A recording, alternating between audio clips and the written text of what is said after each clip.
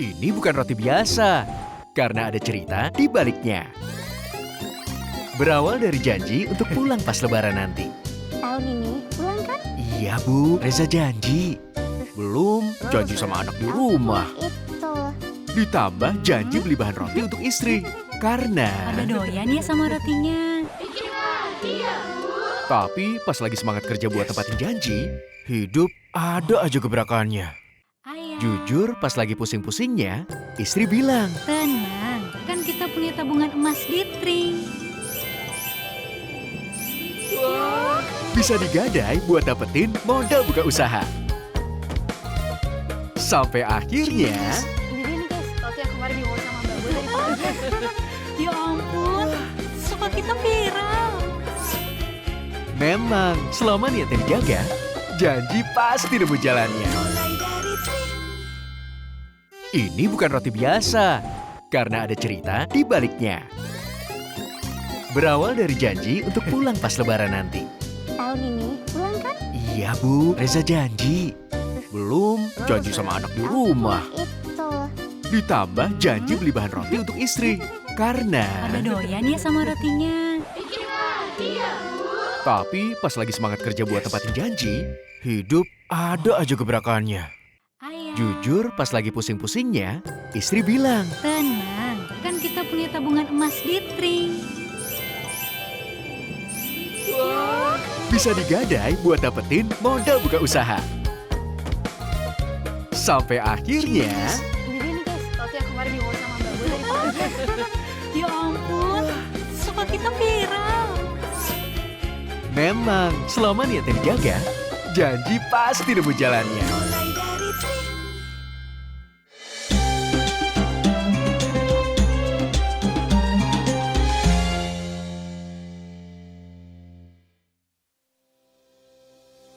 Belum sepekan sejak pecahnya serangan Amerika Serikat dan Israel ke Iran, Indonesia sudah mulai merasakan dampaknya. Dari lantai bursa, IHSG terpantau terus melemah. Terkait hal ini, Direktur Perdagangan dan Pengaturan Anggota Bursa Efek Indonesia, Irfan Susandi, membenarkan jika kondisi tersebut dipengaruhi oleh panasnya situasi di Timur Tengah.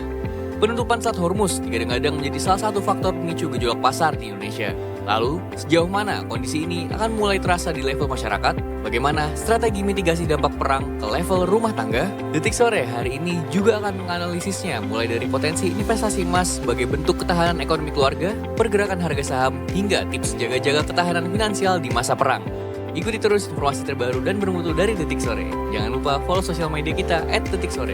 Detik Sore nggak cuma hore-hore. Hai, kita mulai dengan Oh iya. Assalamualaikum warahmatullahi wabarakatuh. Nggak terasa bentar lagi 2027 ya. Jangan Oh, dulu, masih- kita masih mau lebaran dulu, ya kan? Kita masih mau THR aja kan, belum turun loh. 6 hari lagi. Oh iya. Masih Hamin lama 6, nih. Hamin 6. Hamin 6 ya.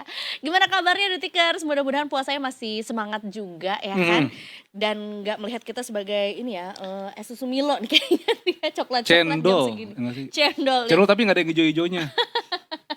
Tapi yang jelas hari ini Detik Sore barengan sama Eiza. Dan Hai Farhan di sini Tikers, kita sampai 5:30 nanti bakal banyak banget informasi yang menarik buat kamu. Itu dia, termasuk juga mungkin ya buat Detikers yang sama kayak aku dan juga Afif masih menanti-nantikan THR juga. Kayaknya kita tuh udah ke-plotting gitu ya. THR tuh beli tiket mudik lah. Iya lagi. Apa tuh namanya hampers lah. Terus juga mungkin mau ngasih apa tuh namanya Buat bocah-bocah ya, tukeran bocil-bocil. duit. Nah itu dia juga. Tapi kayaknya perlu deh dengan tadi kan kita ngelihat sentimen atau apa ya berita hari ini tuh kayaknya dunia tuh agak derdor nih. Kayaknya kita harus lebih Gonjang-ganjing banyak ya. saving gitu ya nggak sih? Betul. Apalagi kalau misalnya ngomongin saving, Za. Satu kata yang terlintas di otak lu deh ketika ada kata saving tuh apa? Nabung. Jangan Private Ryan ya. Bener juga Film gue dong. tadi mau ke sana. Tapi kelihatan umurnya ya kalau kita nyebutin itu. Kayaknya emas deh. Semua orang lagi ngomongin emas ya nggak sih? Iya lagi. Iya kan? Lagi tiap hari tuh kayak apa? Pecah Heaven. rekor. Bener. Hari ini harga emas tinggi. Nah, tapi sekarang juga kita sebagai manusia modern, kayaknya juga udah jarang ya ngeliat ini berangkat ke toko emas, terus pulangnya bawa pouch atau kalender tuh kayaknya udah agak jarang gitu. Kita kan sekarang udah bisa nabung emas dari mana aja. Iya, ya nggak ada. kan? Gue nggak ngerasain itu zaman-zaman ke Melawai beli emas kayak gitu nggak ngerasain. Udah yang jual jualan Gen biasanya. Alpha lu.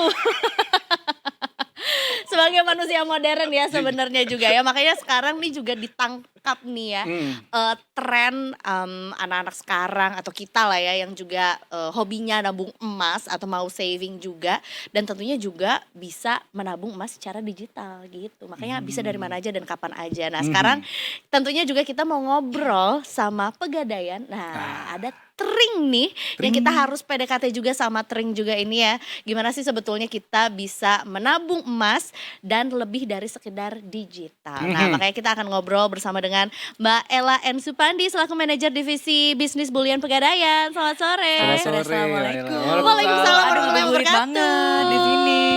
Dan juga ada Yunia Fajaria Emasuti selaku assistant manager divisi bisnis bulian Pegadaian juga. Selamat sore. Selamat sore Mbak Yunia. Seger banget kayak puasanya tuh, sahurnya apa sih? Sahurnya 24 karat atau enggak ya? Wah, beda. Beda. Auranya tuh Sahurnya udah tetep rendang oh enggak ya? tapi padet ya, Padet rendang ya. juga. Tapi sebenarnya semangat hari ini adalah semangat untuk kita nggak panik di tengah-tengah dunia yang lagi dar-der-dor ini. Tapi tentunya juga nggak panik, tapi juga kita udah punya preparation untuk masa depan juga. Salah satunya adalah menabung emas, ya kan? Ini Pegadaian punya Tring juga, di mana kita sebagai manusia modern nih ya, mau THR-an, mau dapat bonus, mau dapat kerjaan freelancer gitu ya, itu bisa nabung kapan aja dan di mana aja. Nah, kita pengen tahu juga ngomongin soal emas digital by Pegadaian juga, apa sih sebenarnya tabungan emas Pegadaian ini dan apa yang baru dari Pegadaian juga yang kita harus tahu. Oke, ini aku jawab dulu ya Mbak Yun ya. Nih karena kita harus nebar informasi positif nih di Pegadaian. Kalau kita biasanya kan kalau orang nabung tuh uang ya. Betul. Kayak emang ada gitu tabungan emas gitu. Gimana cara nabungnya pasti kan kayak gitu kan. Nah, tabungan emas ini konsepnya sama, setorannya tuh uang yang akan langsung dikonversikan. Valuasinya atau nilai gramasinya itu diperoleh di saat yang sama. Begitu menyetorkan rupiah tertentu, kita akan langsung dapat gramasi. Dan keunggulannya itu bisa bisa dijalankan dari aplikasi Tring. Segampang itu. Kalau dulu kan harus jalan dulu, harus ke outlet Pegadaian atau harus ke toko emas gitu kan. Apalagi sekarang sudah bisa dimulai dari nominal paling kecil Rp10.000 aja. Di mana jajan emas bisa 10.000 ceban. Oh alah. Semurah itu Beli gitu boba kan. aja kurang ya. Nah, boba aja kurang banyak. Kurang banyak. Minusnya masih banyak gitu. Iya, Nah, itu menjadi keunggulan kita untuk bisa mengajak investor-investor yang pemula khususnya dengan nominal kecil aja sudah bisa berinvestasi seperti itu. Jadi keunggulan di kita pun kalau di tempat lain mungkin hanya sebatas nabung aja. Yang bisa kita lihat adalah saldo digital di aplikasi gitu. Nah, kalau di Pegadaian itu bisa dioptimalkan dengan digadein bisa, didepositoin bisa. Itu yang baru banget tuh Ya. dari Pegadaian. Jadi Oke. emas kamu nggak tidur-tidur aja. Nggak tidur-tidur aja Bisa ya. bisa menghasilkan, ada imbal hasil tiap bulan. Itu tuh yang unik ya dari produknya Pegadaian yang nggak dimiliki di tempat lain. Dan tentunya bisa dicetak fisiknya. Oke. Itu sih. Iya. Secara kita udah kenal Pegadaian dari zaman 1901. Iya. Zaman bahula banget Bahula banget gitu. tuh. Tapi tentunya juga kan ini jadi satu inovasi gitu ya kan, dengan berjalannya atau dengan berkembangnya zaman juga harus bisa menyesuaikan gitu dengan sekarang trennya seperti apa dan juga kebutuhan masyarakat juga seperti apa gitu. Nah, ini sebenarnya model bisnis tabungan emas tuh kayak gimana nih kalau misalnya digital kan tadi kita sebenarnya bisa top up sesuai dengan jumlah uang yang kita mau tabungin gitu ya. Nah, terus kayak gimana nih, apakah kita bisa langsung dibelikan ke emas fisik atau kayak apa? Oke, Mbak Yuni. jadi mungkin sebenarnya ingin meluruskan sedikit Mbak. Sebenarnya kalau misalkan tabungan emas di Pegadaian ini istilahnya bukan emas digital ya. Karena karena sebenarnya kita tuh udah ada fisiknya. Baru nanti kita jual ke nasabah. I Jadi see. kalau misalkan nih Mas dan Mbak sekalian itu top up emas kemudian berhasil, itu ya karena kita sudah punya emasnya dulu nih. Jadi di pagi hari kita sudah menyediakan berapa sih stoknya yang akan kita jual, berapa puluh kilo, baru nanti kita jual belikan kepada nasabah seperti itu. Oh, sempat heboh soalnya Iya, di soalnya situ iya. ya. Soalnya di sosmed juga ada yang nanya soal stok emas fisik kan, karena kan belakangan ini katanya langka gitu. Berarti memang Pegadaian ini benar-benar memastikan ke nasabah bahwa emas ini tersedia ya Mbak ya? Betul, cuma bedanya tuh saat kita beli 0,1 gram kan nggak mungkin nih kita Oh, beliin iya. 0,1 nanti temennya beli lagi 0,5 dibeliin retail 0,5 lagi. Nah itu akan menjadi saldo akumulatif setiap harinya yang kita sediakan. Seperti itu ya Mbak Yun ya. Kalau misalkan kita mau menyediakan fisiknya 10 kilo, itulah yang dapat ditransaksikan sepanjang hari. Nanti ada alert tertentu di sistem kita kalau memang sudah limitnya di bawah batas minimum, kita harus memang sudah reload kembali. Baru bisa transaksi lagi. Karena kalau nggak ada fisik, nasabah manapun di platform digital manapun itu nggak bisa transaksi. Betul, karena memang Untuk juga top udah up. ada aturannya Iya. juga ya Betul. di negara kita bahwa ya memang nggak boleh memperjualbelikan sesuatu yang Fisiknya nggak ada. ada Betul. gitu. Ada barangnya bener-bener. Betul, Dan betul. itu pun untuk pengambilan emas fisik tuh butuh waktu ya Mbak? Maksudnya nggak bisa langsung, apakah bisa langsung hari ini ngambil? Misalnya Iza mau cairin 10 kilo emas gitu kan. Amin. Amin, Masya Doa Allah. baik di bulan Emas sama barbel. Ramadan ya, Jan. Dicampur Dicampur barbel. emas ya. barbel. Itu ada prosesnya Mbak? Maksudnya ada waktu tunggunya berapa lama sih Mbak? Oke, jadi mungkin yang tadi dijelaskan oleh Mbak Ella ya bahwa kalau misalkan yang kita simpan default itu kan dalam bentuk kilobar, dalam bentuk 1 kilo. Jadi misalkan nih Mas Mbak kalau mau mencetak fisik 1 gram, itu kan nggak bisa dong kita kasihnya 1 kilo. Berarti kan perlu ada proses lagi. Kita harus melebur lagi, kita harus mencetak lagi ke gramasi yang kecil, repack lagi, QC lagi, baru nanti distribusikan. Oleh karena itu, kenapa kita butuh waktu sekitar 45 hari ketika nasabah itu order sampai emasnya Barangnya itu tiba. diterima oleh nasabah. Tapi kan sebenarnya juga bisa di ini ya, bisa di track semuanya melalui aplikasi Tring Betul. ini ya. Bisa gitu. banget. Jadi buka akun, top up, saldonya berapapun yang ditransaksikan itu akan langsung kelihatan. Punya saldo berapa sih di pencatatan digitalnya. Nah itu pun nanti yang memang bisa diklaim pengambilan fisiknya. Saya ambil contoh misalkan, aduh mau dicetak deh 10 gram buat mas kawin. Mana nih jomblo-jomblovers. Mas, silakan Mas. Ini Mas didengerin Langsung Mas. ya cetak fisik emasnya untuk mahar gitu. Nah misalkan cetak fisik diajukannya hari ini, Yes. itu pun sudah bisa dipantau. Sudah sampai di mana tahapannya, sampai ke pendistribusian outletnya pun boleh milih. Misalkan, Iya. aduh sekarang kan gue penempatan di Jakarta nih gitu, domisili Bandung. Itu Boleh, saya ya nah, Mbak, contohnya. mau diambil di aku Bandung dibayangin. gitu kan ya. Nah boleh lah ya mau milih di Bale Endah gitu kan. Mau milih di outlet Buah Batu. Walaupun mungkin pada saat transaksi kita posisi sedang ada di Jakarta. Itu semua bisa di tracing. Dan tadi yang disampaikan bahwa SLA-nya itu 45 hari, itu dari tahapan proses pemisahan dari minted bar-nya yang 1 kiloan ke gramasi kecil-kecil itu harus dilebur terlebih dahulu, diproduksi lagi yang gramasi sesuai yang di request. Seperti itu sebetulnya. Iya, make sense Bukan sih. kok nggak ada gitu. Iya, Kok iya, mau cetak kok merek ini nggak ada, kok merek ini nggak ada gitu. Itu sih sempat kejadian tempo hari karena memang trafiknya luar biasa, tinggi banget Iya, animo betul, masyarakat itu sih sebetulnya. Iya. Karena memang semua orang juga lagi ya FOMO-nya mungkin- positif ya. Iya, beralih ke emas atau mungkin menambah gitu ya, betul. menambah tabungannya ke emas juga gitu. Dan ya amazing sih karena sebenarnya juga Pegadaian juga udah ada di seluruh Indonesia juga ya Mbak ya. Yes, betul. Makanya memudahkan kita untuk bisa mampir ke apa sebutannya ya, cabang. Nah, cabang Pegadaian yang betul. mana aja juga gitu ya. Nah, terus buat detikers yang mungkin juga masih belum familiar loh. Ini Tring apa lagi nih gitu ya. Mungkin kita breakdown dulu nih si aplikasi canggih dari Pegadaian itu apa dan bisa fitur-fiturnya mungkin yang bisa dieksplorasi sama detikers itu apa aja Mbak Ella atau Mbak Yuni ya? Oke. Jadi mungkin untuk nasabah-nasabah Pegadaian yang sebelumnya lebih taunya ke Pegadaian Digital Service ya atau Betul, PDS. betul. Nah di tahun lalu ya Mbak Ella ya, di tahun lalu kita sudah mulai migrasi nih ke aplikasi yang baru yaitu namanya Tring. Tring ini bisa dikatakan adalah versi modern dari PDS. Kemudian kita bisa melakukan apa aja sih di Tring. Untuk tabungan emas sendiri kita bisa melakukan top up terutama, kemudian buyback itu adalah penjualan kembali. Kalau misalkan kita butuh uang tapi emasnya nggak mau dijual, kita bisa gadai. Kemudian kalau misalkan aduh emasnya banyak nih dapat 1 kilo tapi kok cuman ngendap ya, bisa didepositokan. Apa sih untungnya? Kita bisa dapat imbal hasil 1% per tahun, kan lumayan ya daripada emasnya cuman ngendap 1 kilo. Nganggur-nganggur aja tuh, Iya, gitu. jadi dapatlah nanti 1% per tahunnya. Kemudian yang tadi juga bisa ambil fisik, seperti itu sih untuk di Tring. Oke, jadi berbagai apa ya Urusan emas lah. urusan emas ya, berbagai profil investor. Nah, yang emang mau cicil-cicil gitu, mau misalnya beli sekalian gitu juga bisa juga di sana, atau mungkin udah selesai nih pencicilannya mau ngambil fisik juga bisa langsung juga Bisa, melalui betul Tring banget. juga Selain gitu. tadi yang tabungan, ya fitur-fitur lainnya juga bisa dinikmati di sana gitu kan. Termasuk yang lagi hot newsnya tuh apa sih?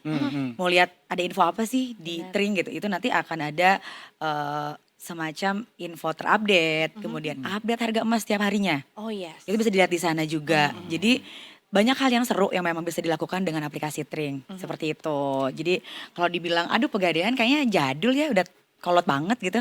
Umurnya setua umurnya gitu. Tenang, kita sudah bertransformasi, digitalize-nya juga bisa diakses oleh semua generasi. Oke. Gitu. Kalau yang hobinya ini nih menabung emas dalam bentuk perhiasan. Nah, kira-kira bisa juga nggak sih di Tring atau kayak gimana, Mbak? Ini lebih ke konsep mencicil perhiasan, tapi diakomodir atau difasilitasi dengan saldo emas yang digitalnya tadi. Oh gitu bisa juga Jadi ya? misalkan mau lebaran, biar hebring ya Iya gitu dong. kan. Cincin gelang kalung tambahin. Kita harus kelihatan sukses loh Mbak Pulang sama keluarga kampung, nanti. aduh gitu kan ya. Kita mau pulang kampung nambah koleksi perhiasan dan cincinnya Iya, 10 jari gitu. Nah itu bisa nyicil di Galeri 24 Pegadaian. THR-nya tetap bisa dipakai untuk mudik. Gadein tabungan emasnya, perhiasannya bawa pulang. Oh Jadi gitu. sebenarnya yang digadeinnya adalah saldonya, yang digadaikan itu adalah saldo tabungan emasnya. Hmm. Gitu, bisa mengangsur perhiasan melalui Tring tadi. Oke. Dan nanti ya karena terafiliasi juga bersama dengan Galeri 24 Yes. jadi bisa milih sendiri gitu kan sebenarnya Barangnya kalau apa yang pengen kan? kalau perhiasan tuh kan kita punya preferensi sendiri ya Yes. gitu, stylenya pengen Betul. yang gimana atau yang modelnya gimana yang sesuai tren apa segala macam, jadi bisa menuju ke store gitu ya. Betul Galeri banget. 24 juga. Ih seru. Tadi nih Mbak Yunia sempat singgung sih kalau misalnya Pegadaian memang ada emasnya gitu Zaya. Dan memang sebagian masyarakat itu Ada Mas juga, ada Mbak juga. iya ada emas Ada dan mbaknya juga gitu. Yunia MSPT. Karena memang ya sebagian masyarakat kan sekarang nih kayak masih ragu begitu loh Mbak, apa dengan masih ragu dengan konsep emas digital dari si syariah. Walaupun tadi Mbak Yunia bilang meluruskan bahwa memang nih emasnya ada gitu. Tapi emang ada kata-kata digital yang mungkin menjadi perdebatan di masyarakat begitu Mbak. Dan ya menurut Mbak Yunia sendiri bagaimana sih Mbak melihat hal tersebut dan bagaimana posisi tabungan emas Pegadaian dalam hal ini si emas digital ini yang sempat menjadi perbincangan lah gitu.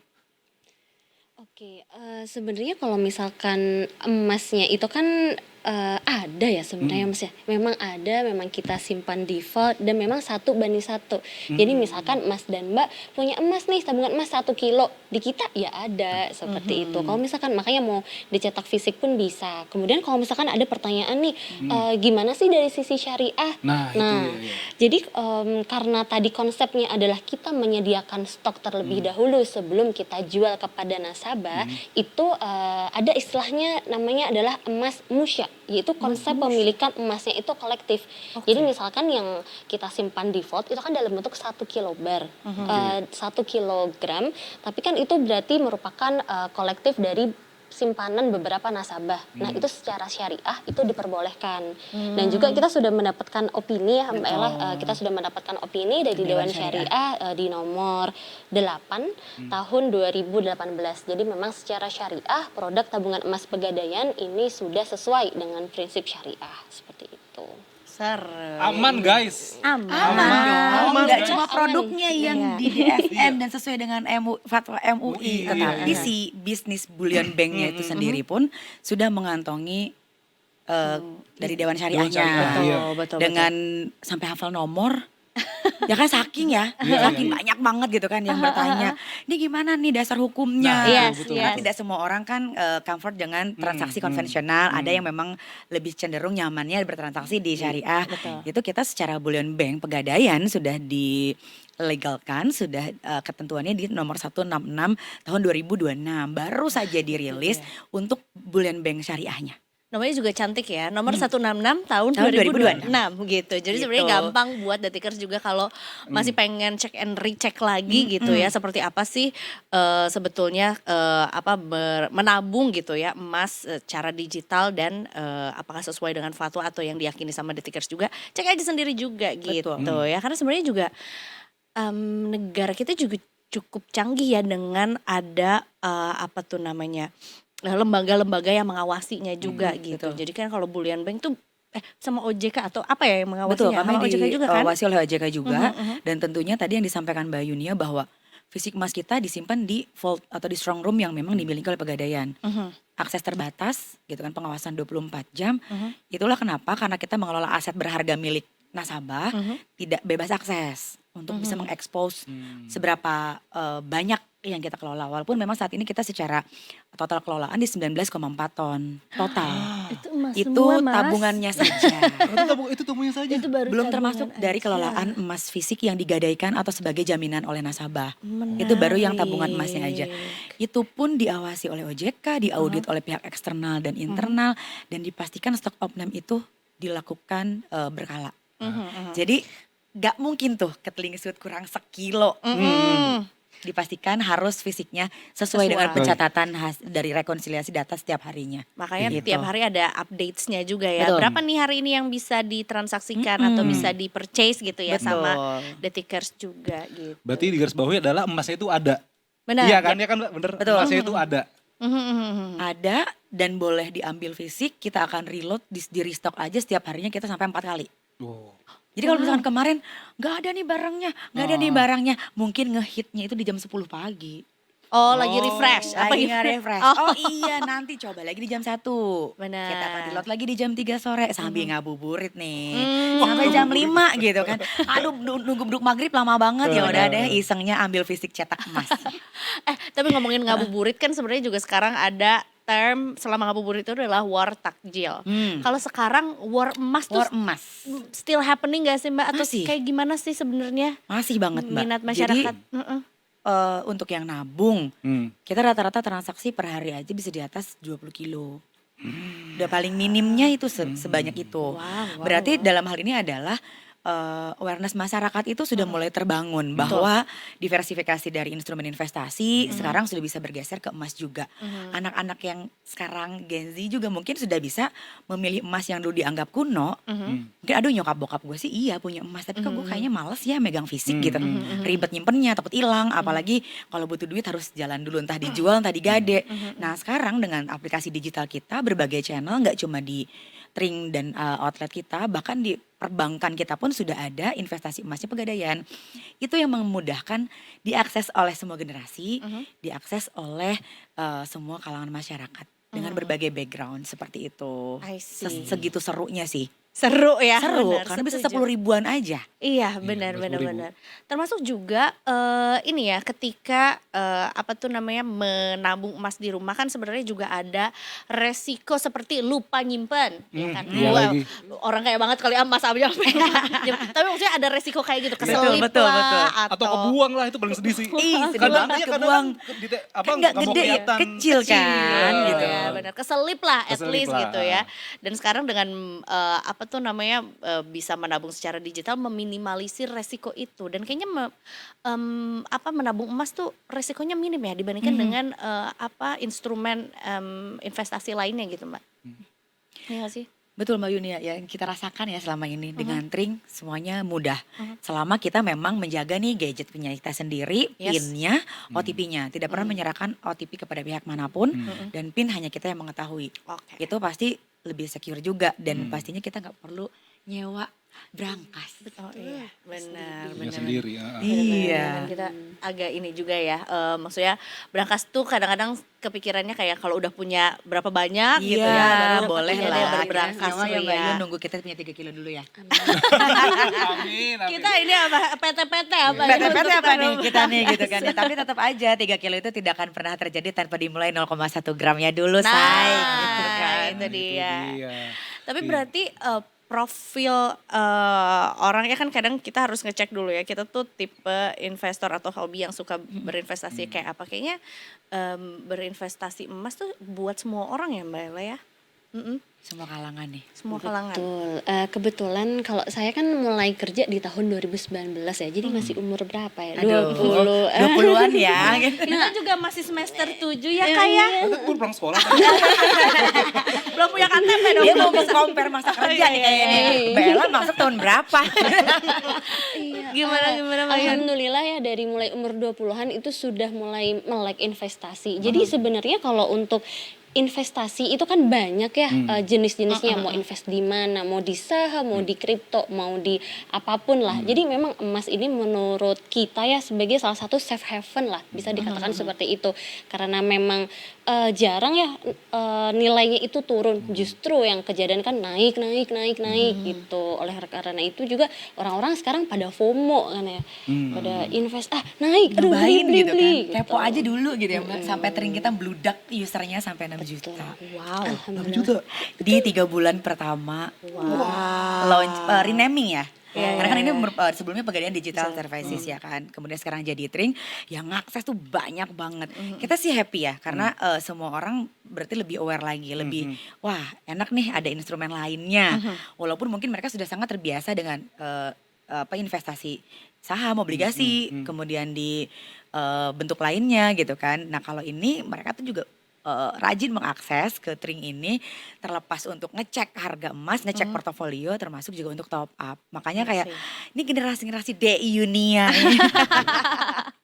Gitu. Jadi memang dari kalau dilihat dari karakter dari para investor kita ya Mbak Yun ya, memang mayoritas masih di millennials dan Gen Z gitu kan. Tapi kita juga ada pergeseran kan. Jadinya kalau dulu kita menganggap susah banget ya mau menggeser customer Pegadaian itu, kok jarang ya nih yang muda-muda masuk Pegadaian untuk bertransaksi atau berinteraksi dengan kita. Nah, sekarang ini memang transisinya dari kemudahan transaksi emas. Asli ya kan. Jadi ya itu tadi dia ya. Pokoknya angkatannya Kak Yun itu adalah angkatan gak mau ribet. Ya kan, kalau bisa dari rumah aja Sambil rebahan. sambil rebahan, sama ya ini ya, sambil Sama rebahan, sih kalau hobi rebahannya. sambil rebahan, terus dimulai dengan angka yang lebih terjangkau lah ya gitu untuk seluruh lapisan masyarakat juga. Kalau bisa digambarin sebenarnya kenaikan harga emas tuh biar nih ya yang belum pernah mencoba atau belum menabung emas tuh kayak apa sih biar kayak semakin kayak oh iya ini adalah hari yang tepat nih untuk memulai untuk menabung emas gitu. Oke, di pertama kali saya menabung emas di 2019 itu harganya 700.000 per gram. Sekarang udah 3 juta 3 per juta. gram. Kita Jadi ambil ya, kalkulator, dalam Mbak Yunnya udah berapa ya? secuan apa? Dalam 7 tahun lah ya, 6-7 tahun. Rata-ratanya jadi berapa tuh Mbak Yunnya ya? Udah berapa Hampir ratus kali. 8% per tahun ya. Lebih sekarang bahkan sempat tembus di 23% kenaikannya. Ih, Kayak wow, surprise banget ya Mbak gitu angka segitu gitu kan. Karena kan sempat tempo hari juga tembus di 5.000 per troy ounce. Pernah 5.500, wah itu all Paling, time high-nya. ATH-nya di 5.500 tempo hari itu yang sampai semua orang nyari emas iya. gitu. Berarti waktu terbaik beli emas tuh jangan menunda kalau gitu ya Mbak? Yes. Sekarang Tapi kan ketika sebenarnya punya juga uang, kayak ini ada yang beranggapan kayak, duh, justru jangan sekarang karena lagi mahal. Nah, gimana tuh yang masih punya pikiran kayak gitu? Kalau nunggu momentum Turun? waktu terbaik itu nggak pernah ada waktu terbaik sebetulnya. Karena kan ini dengan emas ini kan untuk jangka panjang juga ya. Iya. Exactly. Lebih ke kuncinya di konsistensi sebetulnya. Untuk top up itu rutin, kemudian menambah aset, menyisihkan dari setiap pendapatan kita tiap bulan, itu menjadi satu keharusan sebetulnya. Instrumennya apapun harusnya itu kan disisihkan, bukan sisa. Karena kalau disisain biasanya Coba gak ada. Habis, iya, habis kalau saya. Jalan ke sana sekian juta, jalan ke sini sekian juta, gesek. Kok Selesai. saldo di rekening nggak ada, ujung-ujungnya nggak jadi nabung juga kan, nggak jadi beli emas juga. Terlepas mau beli yang tabungan emas digital maupun yang fisik langsung, sebetulnya kan lebih ke konsistensi, lebih ke kesiapan kita. Ada uang tuh langsung belikan. Karena untuk ekspektasinya kita memang bisa membackup kebutuhan jangka panjang kita. Karena instrumen emas itu sendiri memang nggak cocok untuk dijadikan alat spekulasi di jangka pendek. Oh iya. Gitu. Jadi balik lagi memulai dan konsisten. Iya, Gitu. apalagi dari 10.000 bisa. Benar. Iya kan, jadi nggak ada target kayak wah gue sehari Nunggu harus dulu 10 juta. sejuta, gitu. Nah itu. Nunggu Kadang kekumpul kayak 10 begitu. juta gak kekumpul. Nggak bisa. Sulit ya di Sulit. tengah gempuran pengen nonton BTS akhir tahun Iya, ya kan. 2026 ya. Desember ya, Desember. Nge-trip kemana Nge-trip nih? kemana, Gitu. Tiba-tiba Iya, teman ngajak healing. Iya. Nah, itu Self dia. reward anak sekarang kebanyakan Self self rewardnya gitu gak jadi nabung. Bener-bener. Iya. Aku bahkan jujur ya Mbak, aku dulu pernah nabung pegadaian masih 2000. Aku masih emas itu ketahuan umur nggak apa lah. Nggak apa-apa ya. Enggak dong. Gitu. Mbak Yunia gak akan berkomentar ya soal umur-umur ini ya. Satu gram tuh aku masih ngerasin mau 1.000 Mbak. Uh, 400 kali 500 kalau nggak salah. Tapi ketika itu, nah emang tuh itu gue sempet nanya Za ke wartawan Tik Finance lah. Gue mau nabung emas di mana ya? Ke Pegadaian aja Pip. Nah emang ada Pegadaian karena kan ya aku saat Gade itu. gitu, gade, Iya, gade gitu. Mau beli emas suruh gade diri kan nggak mungkin kan. Akhirnya pas ketika kesana ternyata bener Mbak bisa waktu itu aku masih pakai buku tabungan. Manual pakai buku. Terus kalau nggak salah BRI itu lewat bank Himbara Ada virtual account. virtual account, Bisa pakai virtual account atau store ATM. ATM. Store ATM Di Himbara lah. Himbara. Iya, iya, Itu iya. ngerasa itu kayak ke Pegadaian terus datang terus aku harus ke yang Matraman kalau nggak salah pusat ya. Yang ya banyak cabang induk lah dulu karena Cabang induk. ke cabang induk lah intinya harus Cabang datang ke induk. sana. Wasting time banget ya. Jauh banget, Mbak. Jauh banget Kan rumah gue di macet. Cilandak, Ya, Za. beruntung ya Kayak, Kak kita lahir tahun 2002 ini. Jadi gimana di sana? Ya udah di sebelah sini deh. Beda sekatnya. Beda sekat. Karena kita udah bisa dari mana aja. Tapi berarti ini masuk nih jokesnya 10.000 pertama ya kan. Iya, Untuk iya. nabung Dulu tuh emas pernah terus kan 10.000, udah dulu bisa. tuh 10.000 deh, 5 kalau ribuan. nggak salah. Oh, 5 ribuan. 5.000, sempat 5.000. Mulai 5.000 rupiah sudah bisa bertransaksi 0,1 gram. tapi kan Berarti kalau 5.000 sekarang pada saat harus 30.000. Iya, Gitu. Iya. Kenaikannya tuh bener-bener yang memang sih. Itu kan pelan kenaikannya tuh bukan yang tiba-tiba kayak mungkin kripto kan bisa wah nyerok nih Iya, gitu kan. iya, iya. Wah, berasa gitu kan. Beggar nih, saham tuh gitu. itu kan. Saham juga gitu. Kalau emas memang perlahan kenaikannya gitu. Tapi memang kecenderungannya trennya naik seperti itu. Bukan tiba-tiba jadi kaya raya dengan nabung Iya. 10 gram tiba-tiba jadi Betul, cuan betul. 1 miliar tuh nggak ada gitu kan. Iya. Cuma memang buat mengamankan aset portofolio yang kita punya untuk juga dana darurat kita di backup dari sana, gampang dicairkan juga dari sana. Balik lagi kalau zaman baheula Mas Afif sama gue 5 ribuan. Sekarang gue kalau mau beli segram itu 3 juta. Dulu kita 500 ribu Mas. Oh iya, Iya, 15.000. benar. 100.000. Malu banget ini. Ya ampun. Honor nge-MC mah. Langsung berangkatnya ke Langsung sana. berangkat gitu kan. Iya, iya. Apalagi sekarang channel perbankan pun yang perbankan swasta, apalagi kita sekarang menjadi anak perusahaan dari BRI, yang punya Brimo, investnya bisa di Brimo. Buka rekening langsung di Brimo aja. Maybank, Wow. OCBC, bukanya di sana, nggak perlu ke outlet dan nanti tinggal migrasi aja datanya langsung terkoneksi dengan Tring kita. Wow. Segampang gitu. Makin gampang berarti kalau gitu ya. Udah nggak repot-repot lagi nih. Pembayarannya udah lintas-lintas nggak usah gitu Jadi ya. kalau dulu Mas Afif saingannya adalah dengan mama-mama cetar di outlet. Betul, udah gitu datang ke dalam dingin kan enggak Cowok sendiri. Iya. Kayak kaki Za bawa plastik terus habis itu kayak wih ini kotak-kotak semua nih, emas semua itu. Oh, wow. Asli pada saat itu. Iya, kita lahir-lahir udah kayak mereka masih lahir galeri, udah 4, udah 700 juta. Kami masih 500 ribu. Itu pasti 1.000 Kita gitu. emasnya udah dicetak ada edisi special edition.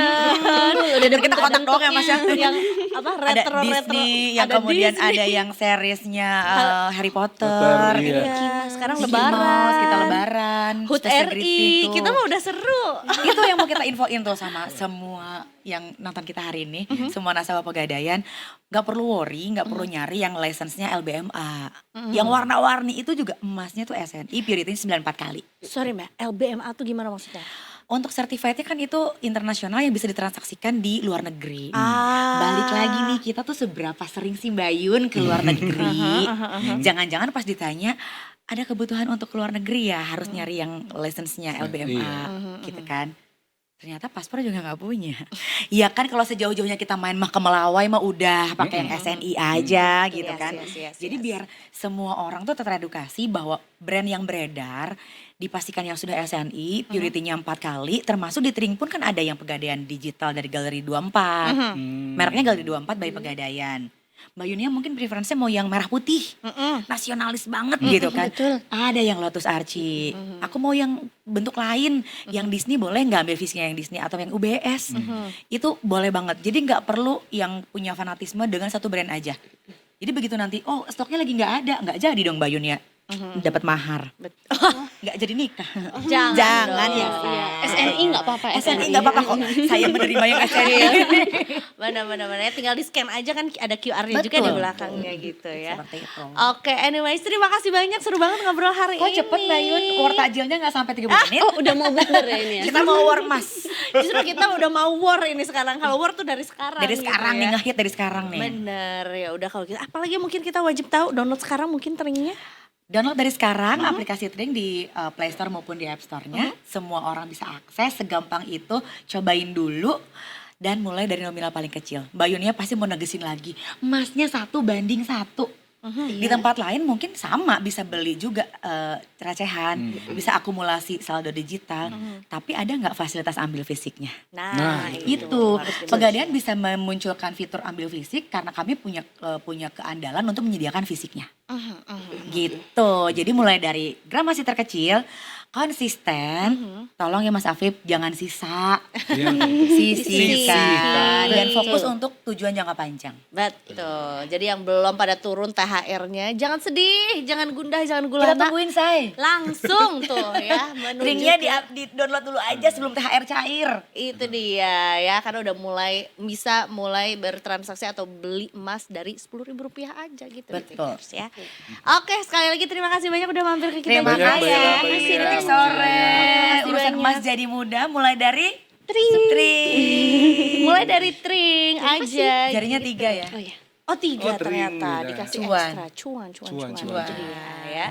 Ya udah Detikers, habis ini kita masih akan lanjut juga ya, masih ada. Nah kalau ini bukan war aja lah, ini kayaknya mudah-mudahan nggak jadi war bener. Belum kan di luar beneran ini. Kita ke Timur Tengah soalnya. Oh iya, sebelum kita break, Yes. ini Mbak ada tagline. Oke. Kalau misalnya nanti kita bilang detik sore, ntar Mbak Ella, Mbak Yunia bilang nggak cuma hore-hore. Jangan kita Mbak Yun. Langsung bilang posisi, Ambil posisi. Gitu kan. Alright Detikers, we'll be right back. Tentunya jangan kemana-mana, masih di Detik sore. Gak cuma cuma hore-hore.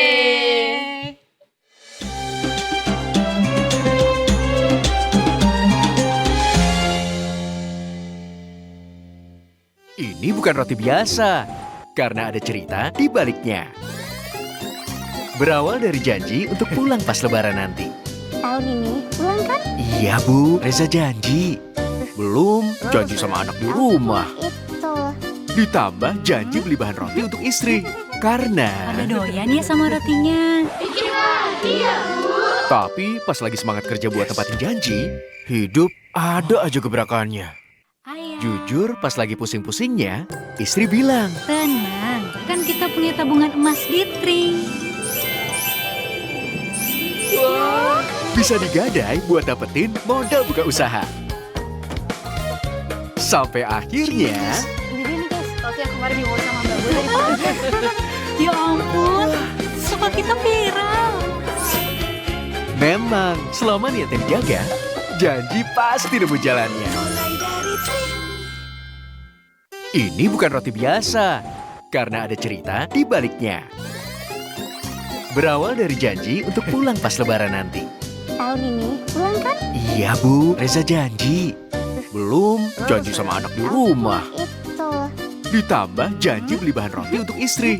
Karena... Ada doyan ya sama rotinya. Tapi pas lagi semangat kerja buat tepatin janji, hidup ada aja gebrakannya. Ayah, Jujur pas lagi pusing-pusingnya, istri bilang, tenang. Kan kita punya tabungan emas di Tring. bisa digadai buat dapetin modal buka usaha. Sampai akhirnya... Ini dia nih guys, roti yang kemarin dibawa sama Mbak gue dari Padang. Ya ampun, suka kita viral. Memang, selama niatnya dijaga, janji pasti nemu jalannya.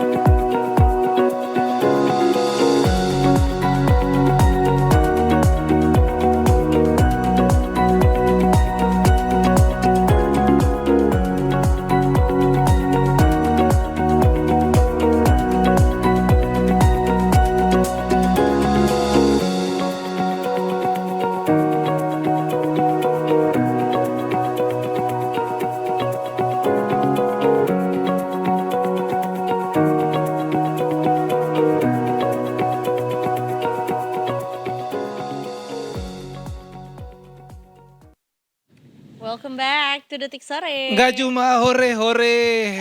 Emang mau gimana hore-hore merah semua. Kak agak ketara banget nih lagi puasanya. Oh iya, sorry. Air dong. Jangan dong, belum. Serak ya. Gimana mau hore-hore karena apa Kak? Karena merah semua YSG hari ini. Enggak, ini adalah tirai merah ya. Kita tinggal geser aja kira-kira di baliknya Enggak, saya ada pilih apa. pintu. Saya pilih pintu kebetulan. Hari ini di Market Review udah lewat 13 menit sih sebenarnya ya. Kita akan kupas tuntas. Yes. Kita buka di balik tabir merah itu ada apa bersama dengan Mas Muhammad Haikal juga dari Mega Capital Sekuritas. Halo, selamat sore, Mas Welcome Haikal. back. Welcome back. Di jam-jam rawan ini YSG juga tetap rawan ya. Ini tutup 7.577.06 atau minus 4,57%, Mas. Hampir semua sektor merah. Semua sektor, bukan hampir Iya, lagi. Semua sektor ya. Iya semua sektor, semua sektor merah. Apa yang hari ini juga kita tahu ada perang juga begitu kan Mas. Iya. Terus juga ada apa tuh yang outlook Fitch itu yang katanya singgung Indonesia negatif gitu kan. Yes. Apa yang harus masyarakat Detikers tahu Mas? Oke, jadi sebenarnya kalau saya sum up nih seminggu terakhir ini tuh kita kayak kena uppercut dari global, Dur. kena hook dari domestik gitu. Dur. Sentimen negatif dua-duanya. Wow, jadi dari segala arah bisa dibilang begitu Yes, ya. ya. Dari global yang kita tahu kemarin ada penyerangan ya dari Amerika Serikat sama Israel ke Iran, dan yang membedakan kenapa ini tuh lebih ditakutin dibandingin sebelum-sebelumnya, karena sebelumnya itu mentok waktu itu tahun Trump pertama, dia kan nyerang Iran juga, tapi yang mentok tuh yang meninggal kemarin Qasem Soleimani, si menteri pertahanannya si Iran. Tapi sekarang ini udah sampai ke supreme leadernya yang udah berkuasa dari tahun 1980 gitu. Dan sekarang itu retaliasinya Iran tuh juga udah lumayan membabi buta gitu, dari nyerang ke Israel dan beberapa base campnya Amerika Serikat di Timur Tengah, yang mana ini sangat ditakutkan lah eskalasinya masih bisa berlanjut lagi. Apalagi Trump berjanji kemarin ada beberapa korban dari Amerika Serikat, dia bilang yang kemungkinan korbannya itu makin akan lebih banyak lagi, yang ini mengindikasikan Trump gak mau menyudahi gitu penyerangan di Timur Tengah ini, terutama ke Iran ini. Dan kalau domestik sendiri juga sebenarnya dari rilis data kemarin ada rilis data inflasi sama trade balance, dua-duanya hasilnya negatif sebenarnya buat Indonesia. Inflasi kita loncat ke 4,76% year on year, sebelumnya 3,8% di Januari, dan sebelumnya di Desember masih 2,78. Jadi loncatnya cukup besar gitu. All time high kah untuk inflasi? Enggak all time high, tapi dalam 2 tahun terakhir ini yang paling tinggi.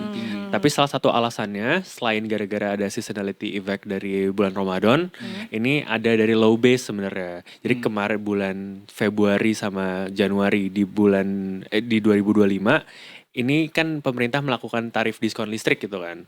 Jadinya di tahun ini nggak ada, jadi seakan-akan tinggi banget nih di bulan Februari ini. Nah tapi sebenarnya ekspektasi market itu di 4%-an awal, tapi ternyata spikingnya sampai ke 4,76, jadi tetap lebih ekspektasi walaupun market udah expected bakal naik. Dan ada efek psikologis nggak sih ke masyarakat dengan angka inflasi yang Tinggi. yang cukup tinggi dan di luar ekspektasi masyarakat ini? ya pasti kalau saya melihatnya sih sebenarnya dibandingin masyarakat dari konsumen kan jarang yang lihat BPS angka 4,76%, lebih ke melihat harga yang ada di pasaran gimana. Ini lebih ke ruang BI nanti untuk suku bunga, pemangkasan suku bunga mungkin jadi lebih terbatas sih saya ngelihatnya. Terus selain dari inflasi sendiri, dari sisi trade balance kemarin kita surplusnya menyusut cukup jauh. Sebelumnya kan 2,5 billion USD jadi 0,9 billion USD juga. Yang mana kalau trade balance ini surplusnya menyusut, kemungkinan karena account deficit kita itu bisa lompat sampai 1%-an. Yang mana ini melemahkan fundamental rupiah secara keseluruhan. Makanya rupiah kan sekarang di level 16.900 sudah mau mendekati 17.000. Iya, salah satu reasonnya kemarin trade balance kita surplusnya menyusut cukup signifikan gitu, jadi 0,9 billion. Sama itu Mas, yang Fitch itu yang soal outlook Indonesia yang jadi negatif itu apa yang harus di masyarakat tahu Mas? Oke, jadi kalau misalnya kita untuk lembaga rating bonds itu kita itu melihat biasanya 3 lembaga, itu Moody's, S&P sama Fitch. Itu top 3-nya lah, big 3-nya di mana-mana untuk lembaga rating bonds internasional tuh pakainya 3 itu. Nah, sebelumnya sebenarnya Moody's itu udah bukan nge-downgrade outlook-nya. Jadi bukan downgrade rating tapi outlook-nya. Outlook ke depannya kira-kira ini ada penurunan di Indonesia gitu. Nah, salah satu reason dari mereka alasannya adalah fiscal deficit. Fiscal deficit kita kemarin di tahun 2025 di minus 2,92%. Sementara legal cap batasan yang ditentukan sama undang-undang itu 3%. Jadi udah ada kekhawatiran tuh di sisi fiscal deficit. Apalagi di tahun 2026 tidak ada tanda-tanda adanya pengereman fiscal spending dari pemerintah Indonesia. Jadinya ada outlook negatif tuh dari Moody's dulu pertama. Nah, sekarang si Fitch ini juga ikutan untuk downgrade outlook dari rating bonds Indonesia. Ratingnya kita masih triple B, tapi outlooknya itu diturunin. Sebenarnya ada negara yang lebih parah, Thailand itu ratingnya udah diturunin dia. Apa ngaruhnya ke secara konkret atau secara langsung slowly akan dirasakan sama masyarakat dengan turunnya rate ini? Yes, kalau misalnya fund manager luar itu sebenarnya mereka itu nge-weighting itu kan by ratingnya ya. Jadi misalnya dia punya duit 100 juta, misalnya 30% tuh dialokasiin buat yang triple A, terus berapa persen dialokasiin buat triple B, dan makin turun semakin ratingnya makin turun weightingnya. Jadi otomatis kalau misalnya rating kita turun, jumlah duit yang dialokasikan fund manager luar ataupun aset manajemen luar itu makin sedikit yang bisa masuk ke Indonesia gitu. Wow. Ya, apalagi IHSG juga asing net sale masih di angka 1 triliun Mas ya. Masih konsisten gitu masih kan. besar sekali sih, masih besar sekali. Dan implikasi ke IHSG sebenarnya indirect sih, karena kita melihat lembaga rating ini udah melihat Indonesia itu ada kekhawatiran di sisi fundamental ekonominya, ya otomatis ini sebenarnya efek ke stock market juga. Saya nambahin dikit juga, mungkin untuk kedepannya dari sisi inflasi, ini kan harga energi lagi naik banget nih. Bahkan di seminggu terakhir harga minyak mentah itu udah naik hampir 30%-an gitu. Dan ada kekhawatiran apalagi mau lebaran atau apa nih, kemungkinan BBM juga bakal naik cukup signifikan sih. Dan kalau BBM cukup naik, inflasi di bulan kedepannya kemungkinan juga bakal bisa tetap tinggi sih. Iya. Termasuk juga ada pernyataan yang bilang kita masih cukup di cadangan BBM kita selama 20 hari Iya, dan Pak Bahlil ngomong 20 hari. Dan ya sebenarnya 20 hari itu tergolong rendah gitu kan. Jadi kayak saya kemarin ngulik-ngulik Vietnam itu 46 hari, Thailand tuh 81, dan kayak negara kayak Jepang itu 241 hari. Dan sebenarnya kalau kayak Malaysia itu dia tidak terlalu cocok digunain pakai cadangan minyak karena dia sebenarnya tidak import minyak, nggak untuk membutuhkan kebutuhannya, dia udah surplus. Jadi sebenarnya kalau Malaysia dia tinggal nge-hoard lagi aja produksinya. Dia nggak usah jual keluar gitu ya, pakai aja dulu cadangan dia ya. Kita Cadangan. ASEAN salah satu paling ini ya, top 5 ASEAN, bukan ASEAN yang kayak Myanmar atau apa gitu. Kita salah satu yang paling rendah gitu untuk cadangan minyaknya. Cadangan minyak. Berarti apakah dari Pak Bahlil yang ngomong 20 hari, apakah ada kekhawatiran nanti lebaran? Ya lebaran mungkin nggak sampai 20 hari ya Zay ya. Tapi kan mungkin setelah lebaran orang ada arus balik begitu kan. Rendangnya jadinya nggak dimasak, dijemur. Karena kita harus hemat bahan. Apakah nanti ada kekhawatiran harga BBM bakal naik Mas kalau begitu? Ini pasti ada, tapi mungkin yang harus dijaga oleh pemerintah sekarang itu untuk orang yang stockpiling BBM. Ini kan banyak orang yang nimbun dulu BBM. Itu tuh yang kemungkinan bisa bikin BBM langka nantinya dan harganya naik di puncak arus mudik. Dan mungkin yang lagi dicoba sama pemerintah untuk mencegah itu terjadi itu dulu sih sebenarnya, aksi-aksi kayak gitu. Dan kalau saya ngelihatnya mungkin ya pemerintah bakal sekuat tenaga nahan BBM ini paling nggak di periode mudik. Ntar baru ngelepas lagi setelah periode mudik sih gitu. Kemungkinan. Iya, lagi momentumnya ini banget ya, lagi pas kita banyak pergerakan lah gitu. Oke. For the next week mungkin Mas Aikal apa yang perlu kita jadikan notes gitu dengan IHSG yang turun terus gini. Kayaknya kita perlu pandai-pandai melihat mencari kesempatan gitu ya, atau mungkin melihat peluang gitu. Kalau dari sisi domestik sih, saya nggak ngelihat bakal ada yang bisa turn around, jadi tiba-tiba kita narasinya positif gitu ya. Salah satu kalau harapan market bisa kembali positif sebenarnya dari global, dari ribut-ribut antara elit global itulah gitu. Kalau itu masih berlanjut dan lebih parah sih sebenarnya belum ada titik terang gitu di market kita dalam jangka pendek gitu. Belum ada titik terang. Berarti artinya kalau begitu ada baiknya The Tickers masih wait and see Mas kalau begitu ya? Ya sebenarnya kalau orang nggak bakal bisa timing the bottom ya. Kalau sebenarnya masih ada conviction ke beberapa emiten tertentu ya Son bisa naruh beberapa duitnya, tapi jangan all in mungkin ya, beberapa mungkin kita punya 1 M ya mungkin 100 juta boleh lah dialokasiin gitu. Diversifikasi lah. Benar-benar. Malah tapi kalau turun begini Mas Eka, aku sebagai orang awam ya, kok nggak ada trading hold sih Mas? Kayaknya dulu kalau IHSG turun tuh ada dikit-dikit trading hold. Karena belum Belum menyentuh batasnya. Belum menyentuh batasnya dia. Kita di berapa hari ini? Kita masih Hari 4,8 sampai ke 5 paling terakhir. parah itu 7493. Iya. Paling bottom. Oh berarti emang belum mencapai. Belum. Batasnya berapa Mas? Batasnya 8%-an dia tuh. Oh. Dikit lagi tadi dia. Dikit lagi ngeri. Tapi kan udah naik lagi. Udah naik lagi sih, ya. Oke deh kalau gitu. Thank you so much ya Mas Haikal juga. Dan apakah ini akan menjadi pertemuan terakhir kita? Nggak tahu. Tahu. Kemungkinan sih. Ini mau transfer ke Real Madrid abis ini Mas Haikal. Main sama Mbappe. Kurang merah sebenarnya sih kalau mau Real Madrid ya. MU dong. Oh pakai King sorry. Persija ini oren kok. Oh, boleh. Kita produk lokal. Ya udah kalau gitu terima kasih banyak sekali Thank lagi you, Mas Haikal. Mas Haikal juga ya udah ngasih info-info juga di market review kita. Dan tentunya habis ini kita juga masih punya berita Nusantara lainnya juga. Yes. Kita mau ke Jawa Tengah. Jawa Tengah ada yang soal kemarin Kita ke tengah-tengah mulu, kalau nggak Timur Tengah, Jawa Tengah deh hari ini. Jakarta Tengah, nggak ada, dia Jakarta Pusat.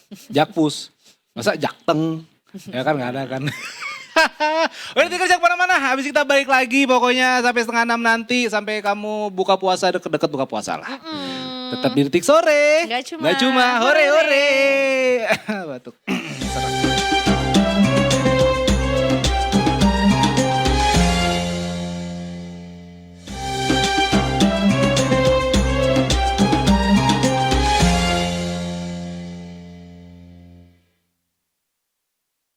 Balik lagi di Detik Sore. Gak cuma hore-hore, Detikers.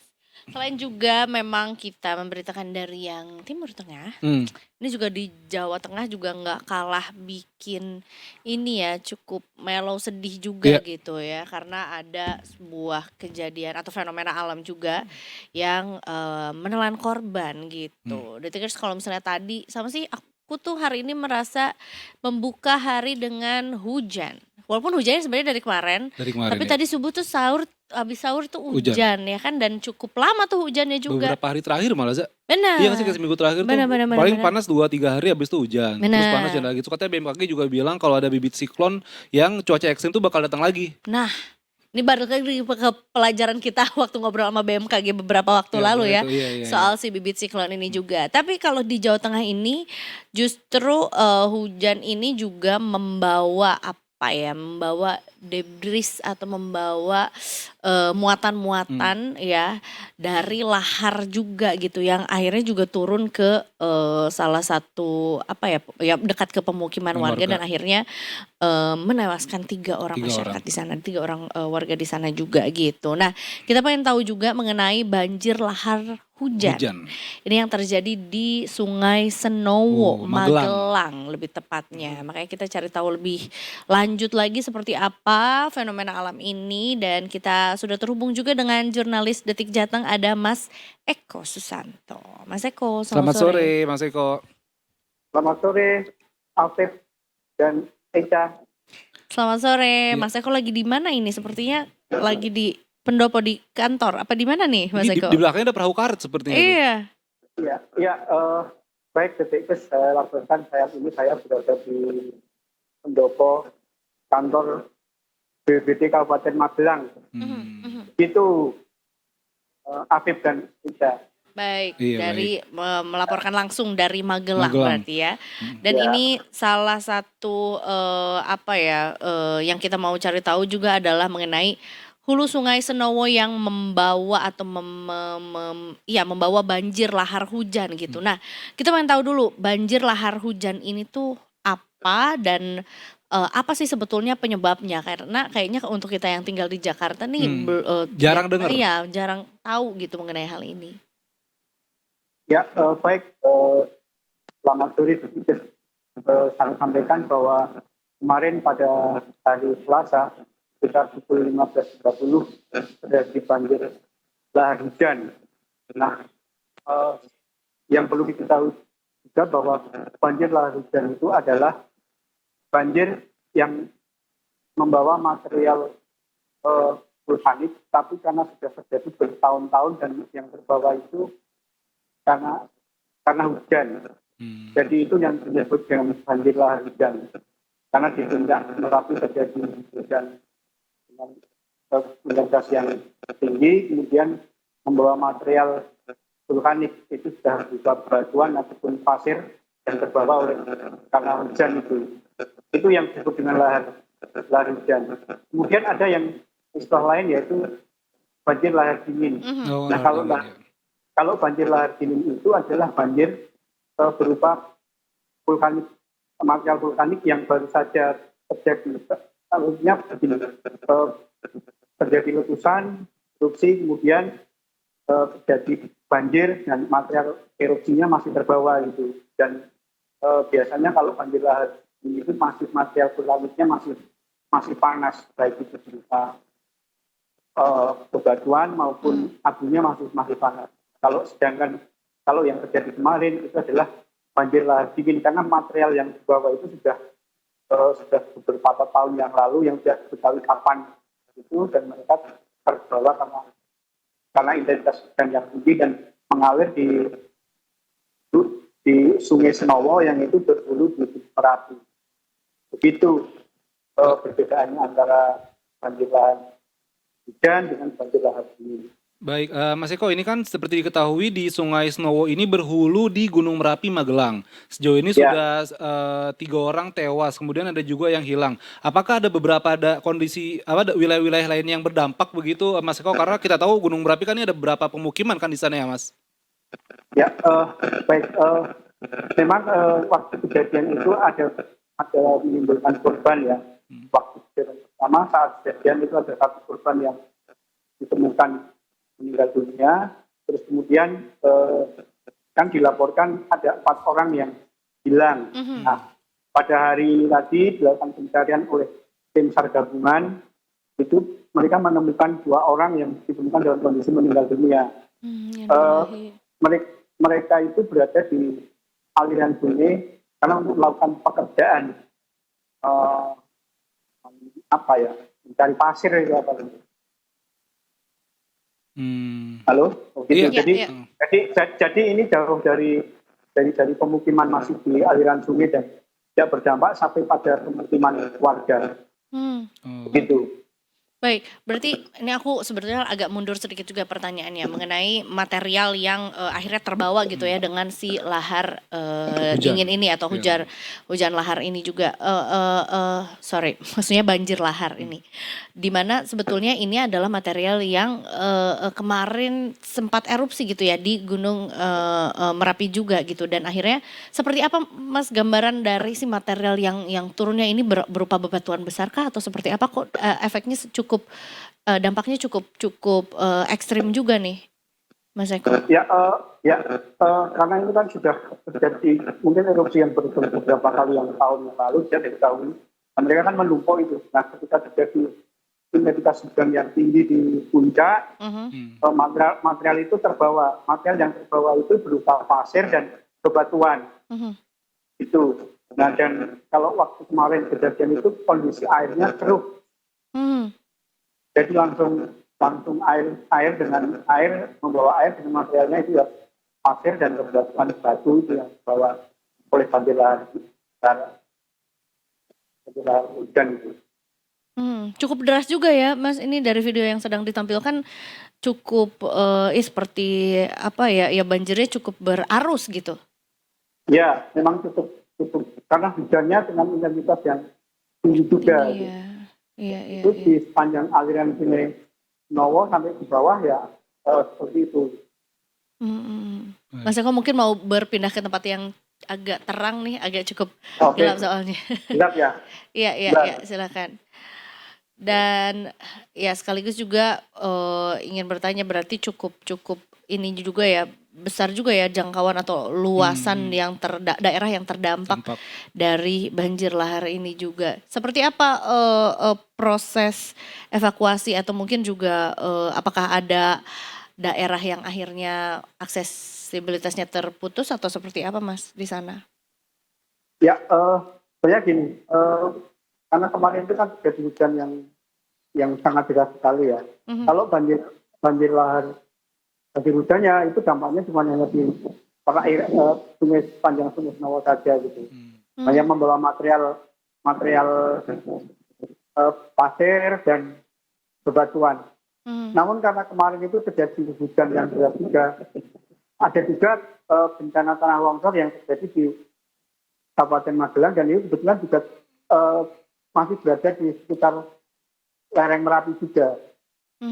Tanah longsor itu ada tanah longsor, kemudian ada memutus jembatan yang itu menghubungkan antar dusun dan antar desa juga. Wow. Oke. Berarti sekarang mungkin tim SAR masih melakukan pencarian begitu Mas ya. Dan apakah ada imbauan begitu atau mungkin ada imbauan bagi masyarakat ya sekitar Gunung Merapi atau mungkin sekarang kan bisa dibilang musim liburan ya Zai ya, walaupun lebaran begitu. Apakah wisatawan juga diingatkan untuk lebih berhati-hati lagi di sekitar Merapi begitu Mas? Ya, baik untuk upaya pencarian untuk hari ini tadi dihentikan karena kondisi cuaca yang tidak memungkinkan dilanjutkan dan akan dilanjutkan dan dihentikan. Nah kemudian bagi dari BPBD sendiri, BPD Kabupaten Magelang sendiri pun menghimbau kepada warga untuk menjauh ketika terjadi hujan deras itu dan menjauh dari sungai gitu, di sepanjang aliran sungai tersebut. Baik. Termasuk juga mobilitas atau aktivitas kegiatan ekonomi masyarakat di sana seperti apa Mas? Apakah tentunya juga sekarang jadi cukup terhambat dan apakah mungkin juga ada penyediaan juga untuk masyarakat yang mau mengungsi misalnya? Sampai saat ini belum ada dilaporkan masyarakat yang mengungsi dan aktivitas warga seperti biasa saja. Tidak ada yang dilaporkan mengungsi, tidak ada saat ini. Baik, kalau kegiatan di Pendopo karena ini juga tadi kita sempat lihat juga ada perahu karet dan juga kemudian ada beberapa personil juga tim SAR di sana. Kegiatan sedang seperti apa Mas di sana? Ya, ini kalau perahu karet itu memang bukan di anggota BPBD ya. Dan ini personil dari BPBD sendiri baru saja pulang dari lokasi karena operasi pencarian kan dilanjutkan dulu karena cuaca yang tidak memungkinkan untuk dilanjutkan.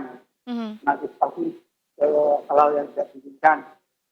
Ya, demikian update dan. Baik. Kalau cuaca Mas seperti apa di sana Mas? Ya, saat ini saya sudah di Kabupaten Magelang. Saat ini sudah di hujan deras ini. Sepanjang hari kah masih hujan Mas Eko di sana?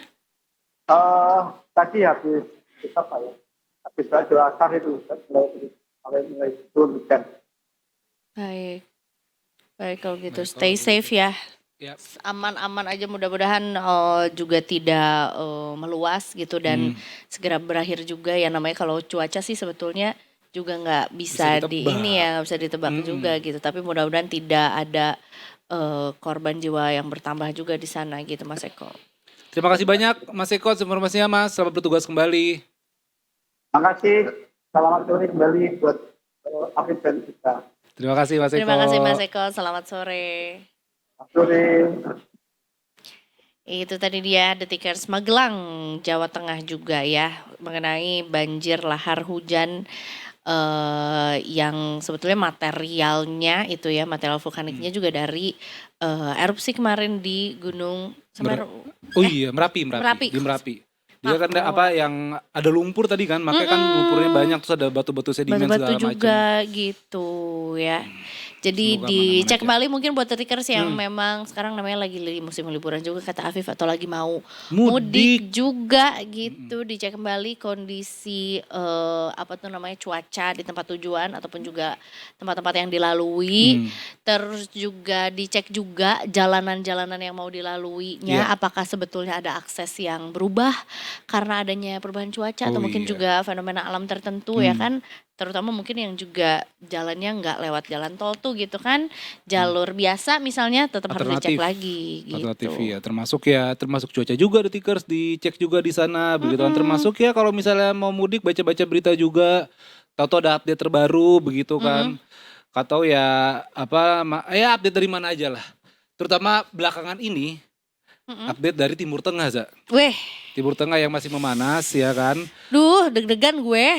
Yaitu yang sempat kemarin ya karena gue detik sport ya Za ya. Yang Betul. sempat mencuri perhatian adalah soal Ronaldo cabut dari Arab. Kan Ronaldo tahu main di Arab kan, di Al Nassr kan. Benar. Jadi ceritanya adalah Cristiano Ronaldo itu dikabarkan oleh Flight Radar 24, tau kan Flight 24 yang suka yang gambar-gambar pesawat gitu. Nah pesawat jet pribadi Ronaldo itu sempat tinggalin Arab. Nah media internasional kayak Daily Mail, kayak Goal tuh ngeberitain tuh karena emang ini jet pribadi Ronaldo nih ya kan. Wah Ronaldo cabut dari Arab, gue beritain dong kemarin itu kayaknya sore deh kalau nggak salah sebelum buka. Beritain segala macem dan ternyata malamnya Al Nassr posting foto Ronaldo lagi latihan. Terus itu kayak guys, emang nggak ada anggota keluarganya Ronaldo yang mau pinjem itu, tuh kayaknya jet, gitu ya, pesawat kayak jet. gitu. Jadi kayak apa? Ternyata setelah kita cek juga, kita cross check, Ronaldo tuh masih di Riyadh dan kotanya Riyadh kan. Dan Riyadh tuh sempat ada ini loh, Za, kedubes Amerika yang diserang sama Iran, yang dipakai drone juga. Dan ternyata Ronaldo itu masih di pusat pelatihan Al Nassr di Riyadh dan cedera hamstring, jadi nggak kemana-mana. Oh, tapi mungkin juga ya kata Ronaldo kita mah latihan bola aja lah. Bola jalan terus ya. Mungkin bener katanya Za, keluarganya bisa jadi. Benar. Iya kan dia ada kasihnya sama anaknya 1, 2, 3, 4. Tapi kan juga sebenarnya kalau nggak salah juga penerbangan dari dan ke negara-negara di Arab juga sebenarnya juga jadi terbatas. Kan. Kok dia tetap bisa jet pribadi. Kalau jet pribadi kan dia punya license sendiri kalau nggak salah. Oh. Dan itu mungkin udah dapat izinnya memang. Betul. Dapat izinnya. Betul. Tapi untuk penerbangan internasional semalam gue baca udah beberapa tuh udah mulai bisa terbang Za, dari Dubai, UAE sama dari Qatar udah mulai walaupun dikit. Walaupun dikit Detikers. Ya mungkin saudaranya yang apalagi lagi umroh tuh katanya susah juga tertahan. Betul. Gue juga sebenarnya pengen mastiin juga karena ada beberapa, nggak beberapa deh, 2 teman gue yang gue lagi lihat storynya juga lagi umroh. Terus pas gue tanya kayak, Beb, are you okay? Terus kata dia ya bismillah aja lah ya, walaupun memang apa tuh namanya aktivitas umrohnya tuh masih akan terus berlangsung sampai tanggal 7 Maret. Jadi mungkin dia juga nggak pengen membebani ibadahnya juga. Jadi instead of panicking atau segala macam, nanti aja deh menjelang tanggal pulangnya baru dia cari tahu kayak gimana gitu. Makanya sekarang masih beribadah juga gitu di sana. Tapi mudah-mudahan sih mana-mana aja juga gitu ya. Nggak kebayangnya WNI di Arab tuh banyak banget gitu ya kan. Secara kita juga penyumbang jamaah umroh terbanyak juga di dunia. Jadi ketika ngomongin apa tuh yang lagi umroh apalagi juga di bulan Ramadan kan. Wah apalagi. Apalagi yang sebenarnya nih, ini yang cukup ketar-ketir adalah yang baru mau berangkat. Karena nggak jarang juga yang pengen lebaran di sana. Iya, ya 10 hari terakhir. 10 terakhir Ramadan juga di Itikaf sana. di Masjidil Haram. Itu dia juga. Siapa? Siapa? Temennya Mas Yensa, nggak bisa pulang dari Inggris. Oh maunya di Jogja awalnya. Oh Jakarta. Ya. Gak apa-apa, ntar kan lahirnya di England. London. Oxford. Paspor. Oh pas. Jale-jale bukan ya. Enggak, coba pakai peron 9/3/4. Mungkin bisa langsung ya kan bawa troli nyampe di Magelang. Sampai di Magelang.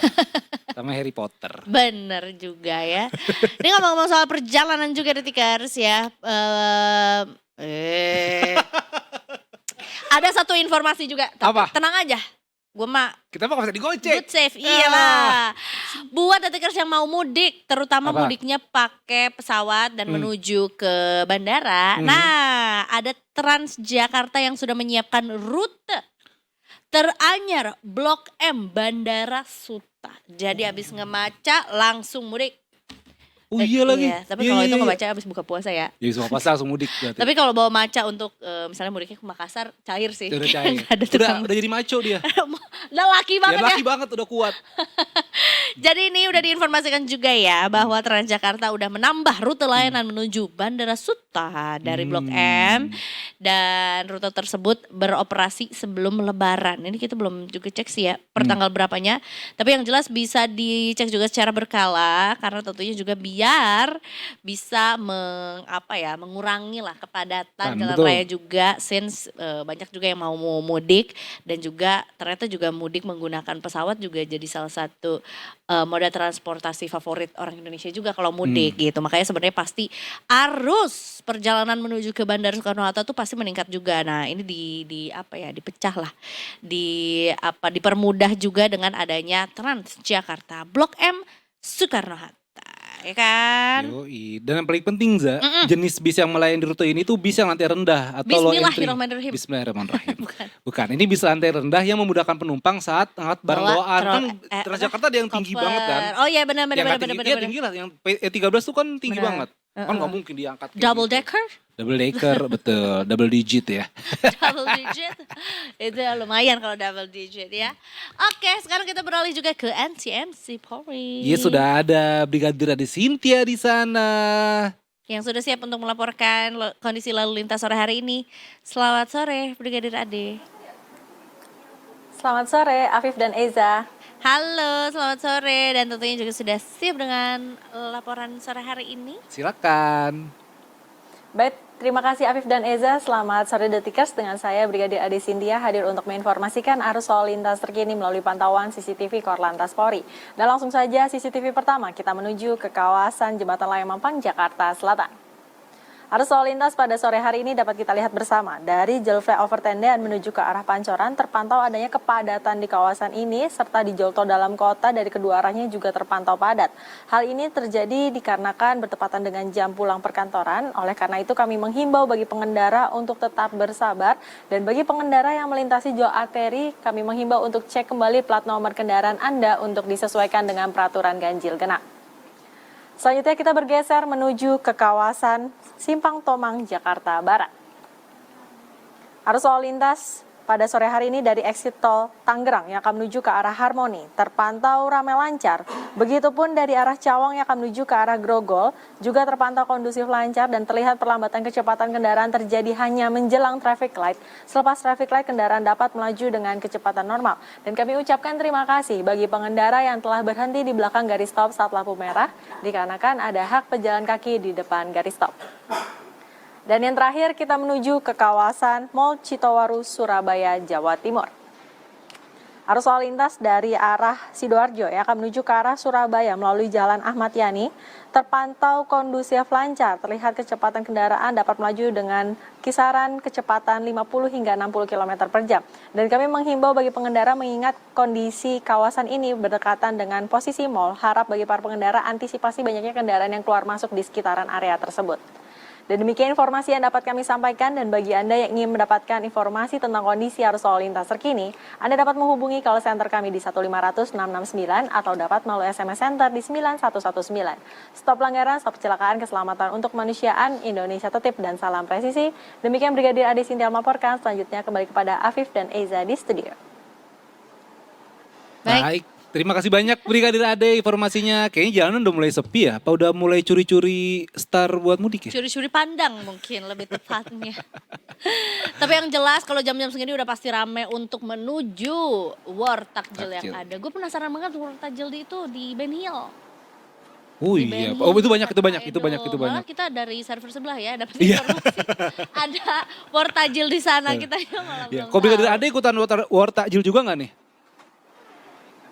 War sih, tapi di sekitaran dekat rumah aja. Dekat rumah aja Dekat rumah ya. aja, biar nggak capek.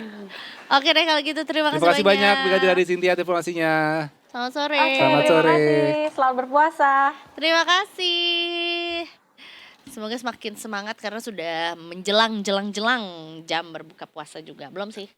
Belum, masih sejam lagi lah. Masih Sejam ada Sejam 15 menit lah. Iya. Kan 6.15 kan. Itu dia, masih ada 2 segmen lagi. Ini kita mau Sunset Talk, abis itu ada Kultum. Udah deh, kita buka puasa. Yo, Ya tapi kan? Sunset Talk ini seru juga nih, Za. Nah. Karena tadi kita di awal dibuka soal emas itu safe haven. Bener Mas. Apalagi kita iya sih Mbak. Apalagi kita di kondisi perang seperti ini yang bumi gonjang-ganjing kan. Aduh. Kayak tuh rasanya gue juga deg-degan sih kayak nih ya gue udah investasi nih kok lagi merah semua. Terus katanya rupiah itu menyentuh 17.000 ya kan. Mungkin nanti kita bakal kembali ke alam. Mungkin abis itu gue mancing buat masak. Mau nanam padi juga. Kembali ke alam tuh Mbak Vetiveranya sekalian enggak? Alam badukun. Benar, ini biar kita nggak panik gitu ya. Tentunya kita harus menyiapkan langkah-langkah Iya. finansial lah, terutama juga mesti gimana nih buat yang sudah punya investasi atau mungkin bahkan yang baru mau memulai investasi juga biar nggak salah langkah gitu loh. Betul. Jadi abis ini kita akan ngobrol juga di Sunset Talk. Kita nanti punya satu bintang tamu, Yes. ya, bincang tamu, seorang financial planner juga setelah ini pokoknya ya. Jadi kamu jangan kemana-mana. Tetap Detik Sore, nggak cuma hore-hore. Seret.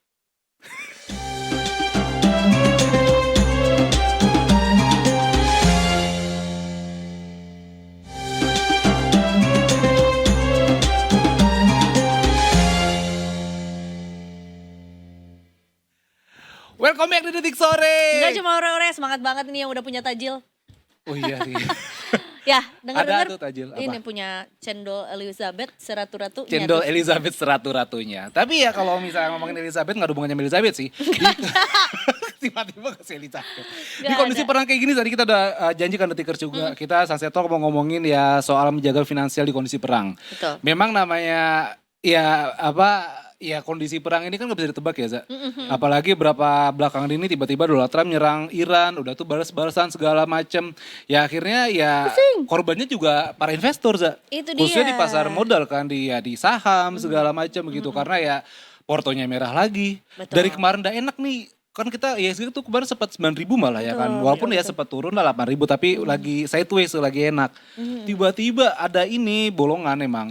Di kan banyak tuh kalau di Tangerang kan banyak bolongan begitu. Jeblos ke dalam. Sekarang 7.000 lagi Za. Itu dia. Pusing gak tuh? Apalagi sebenarnya juga buat para investor atau mungkin yang baru mau belajar berinvestasi kan jatuhnya jadi kayak kita selamatkan diri dulu kali ya. Jadi makin jauh tuh ke berinvestasi atau mungkin juga ya ke berinvestasi lah karena kan tujuannya adalah survival mode dulu nih di momen kayak gini juga. Nah, tapi sebenarnya kita bukan mau fearmongering ya. Menurut gua juga yang selamat adalah yang sudah punya langkah lebih panjang atau mungkin juga sudah punya preparation lah gitu, apa yang mesti dilakukan atau apa yang mesti disiapkan juga di masa-masa yang nggak ketebak ini. Nah, oleh karena itu kita akan belajar langsung juga untuk menjaga finansial di kondisi seperti ini bersama dengan financial planner kita kali ini berjumpa dengan Mas Rifa Kusumo Uripto. Mas Rifa, selamat sore. Selamat sore, Mas. Sudah punya tajil?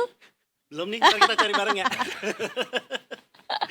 Thank you udah ngundang ke sini. Kita mau ngobrolin market ya katanya. Itu dia, itu dia, Mas Mas. Rifa. Ya kan kita di tengah kedar-derdoran ini iya. kayaknya juga perlu ilmu lebih banyak untuk bisa ya biar nggak kena paniknya aja. Tapi Betul. kita at least dapat tahu lah ya langkah apa yang harus kita lakukan juga gitu ke depannya seperti apa. Nah, ini untuk soal kondisi perang atau serang menyerang lah ya. Ya.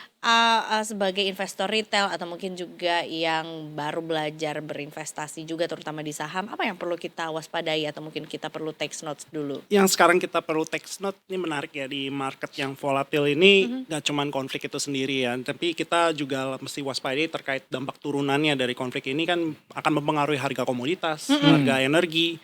Apakah nanti ini akan kedepannya membuat nilai tukar rupiah kita melemah gitu. Lalu kemudian apakah kenaikan harga komoditas ini akan mempengaruhi inflasi atau harga-harga barang kebutuhan kita ke depannya akan naik, semuanya akan menjadi sulit dijangkau gitu. Sedangkan pendapatan kita mungkin masih nggak secepat harga barang gitu. Nah, itu yang itu yang mungkin kita harus di bulan yang suci ini kita kuatkan iman, mudah-mudahan kita bisa lewati bersama. Benar, ya bulan Ramadan ini juga memang memberikan banyak kita Iya. momen untuk refleksi Iya, gitu. Ya kembali lagi ya sebagai investor retail, kalau kita lihat yang penting yang kita kelola adalah mengelola risiko dan ekspektasi kita di masa market yang sulit ditebak ya. Ini bukan soal mencoba menebak arah perangnya ini endingnya kemana, lalu timing pasar yang pas kita belinya kapan gitu ya. Yang penting di kondisi market ini kita sekarang mulai fokus lagi, kita evaluasi portofolio kita atau aset kita yang kita investasikan, apakah ini masih sesuai dengan profil risiko kita saat ini. Kemudian yang kedua, pastikan alokasi aset kita ini tidak terlalu agresif ya. Kalau mengingat market ini dalam hitungan mingguan, hitungan harian, bahkan mungkin jam-jaman ini tadi pagi hijau, mungkin malam sorenya merah gitu. Ya kita mulai sekarang takar lagi ya. Dan yang terakhir, hindari ketika hal-hal seperti ini terjadi, kita jangan lebih bawa emosional aja ya. Mungkin sekarang ya betul, kadang kalau terlalu dibawa fear jatuhnya nggak enjoy kita invest. Padahal kan invest itu perjalanan, dan kita kalau mau jalan-jalan harusnya dibawa ketawa aja deh. Dibawa ketawa aja. Dibawa enjoy Gimana aja. mau ketawa? Tapi ada udah dua keyword yang tadi aku juga suka banget, yaitu adalah memanage ekspektasi dan juga memanage sampai mana sih profil resikonya juga gitu, biar tahu gitu. Nah mungkin yang perlu kita highlight dua itu nih Mas, kan sebenarnya juga itu tuh perlu apa ya, tadi satu momennya adalah nggak terpengaruh secara psikologis gitu ya, tapi juga secara langkah atau mungkin juga secara ya langkah keuangan yang mungkin kita bisa lakukan, apa yang mesti kita siapin atau mungkin cari tahu dampaknya dulu yang paling terasa sama kita tuh seperti apa gitu. Sekarang yang memang kita lihat kan memang ekspektasi kita mungkin kalau kita masuk pasar saham di belakangan ini kan mungkin teman-teman yang lihat di tahun lalu pasar saham kelihatannya kok dapat untung tuh gampang gitu ya. Nah sekarang ini muncul ada yang namanya konflik geopolitik, lalu juga nanti ada isu apa lagi, rupiah melemah dan lain sebagainya gitu. Ini market seperti inilah alamnya, dinamis, sulit diterka, dan banyak lebih sering ya melawan ekspektasi kita. Jadi kembali lagi, apakah yang kita harapkan untuk dapatkan keuntungan berinvestasi di aset ini, kita kaji lagi apakah masuk akal lagi. Kalau memang udah sulit diterka, kita jadi nggak fokus untuk kerja, mungkin alangkah baiknya kita mulai coba pelajari lagi atau riset lagi, apakah ini masih layak atau kita nanti cari alternatif aset lain lagi. Kan selain saham kita bisa berinvestasi katakanlah di obligasi, katakanlah mungkin sekarang lagi ada rame katanya berinvestasi di emas mungkin, atau mungkin coba cari yang temanya cocok di market yang nggak pasti, yaitu diversifikasi. Tapi Pak, diversifikasi beli aset satu persatu saya pusing. Ya kita bisa beli reksadana gitu. Reksadana ada banyak jenisnya lagi. Jangan sampai salah pilih, malah reksadananya karakternya malah kayak saham lagi. Jadinya deg-degan lagi. Nah, tapi sebenarnya dunia investasi di Indonesia ini udah cukup banyak dan kita bisa dalami lagi. Oh, ini menarik kok. Kalau saya punya banyak macam-macam aset yang kita pilih, keranjang-keranjang yang tadi saya mention di awal, itu jadi menarik nih. Jadi kayak ya udah deh, market lagi kayak gini mau gimana lagi nih, tinggal tunggu aja, mudah-mudahan merahnya nggak terlalu dalam lagi. Kita lihat di porto yang kira-kira yang selamatin yang mana dulu nih. Kalau udah merahnya masih tipis, kan sayang ya, cut loss rugi gitu ya. Ya saya cairin dulu, yang penting masih hijau, kita amanin. Jadi prinsipnya satu, evaluasi lagi, ya sekarang kita jaga, kalau bisa di market yang sulit ditebak, emang posisi cash kita harus fleksibel, agak banyakan dulu, nanti kita assess lagi apakah profil kita mungkin ngadepin masa yang nggak pasti, yang tadi kita tahun lalu agresif, sekarang mulai jadi moderat atau konservatif dulu, sampai clear arahnya, mudah-mudahan dunia ini pulih kembali. Amin. Ekonominya maju lagi, jadi arahnya kita optimis gitu. Betul. Sebenarnya pengen optimis sih Mas, tapi ketika di kondisi sekarang ini, di kondisi ya geopolitik sekarang ini kan memang bisa dibilang kondisi kritis lah. Banyak juga investor yang mungkin panik Mas gitu. Apalagi mungkin bagi detikers yang baru coba nih. Seperti saya salah satunya. Saya baru coba, itu juga kan. Kayak tahun lalu kan sempat tuh USG 8.000, 9.000 kan. Kayak hijau banget nih. Tambah lagi. Ya kan tuh seru banget.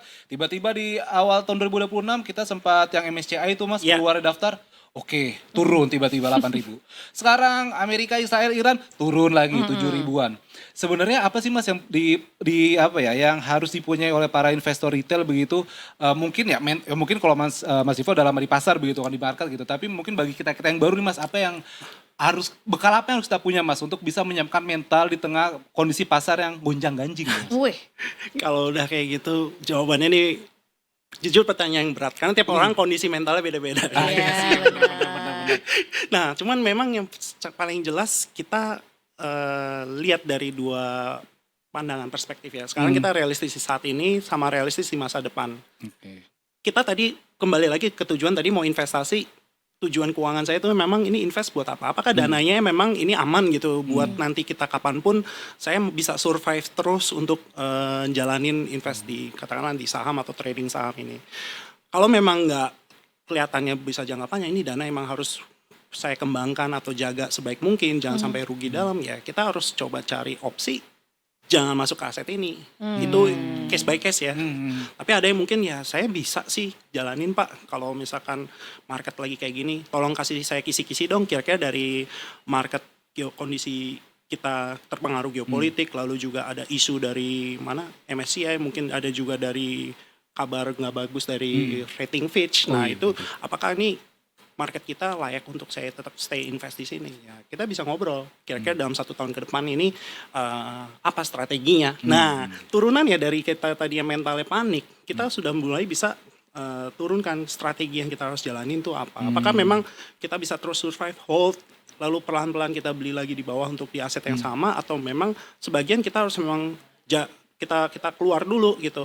Lalu kita cari alternatif aset lain yang bisa nanti katakanlah ini dalam waktu setahun ya ini bisa recover nih Pak gitu. Kita lihat kinerja historisnya. Masuk akal nggak nanti buat outlook di tahun ini? Oke.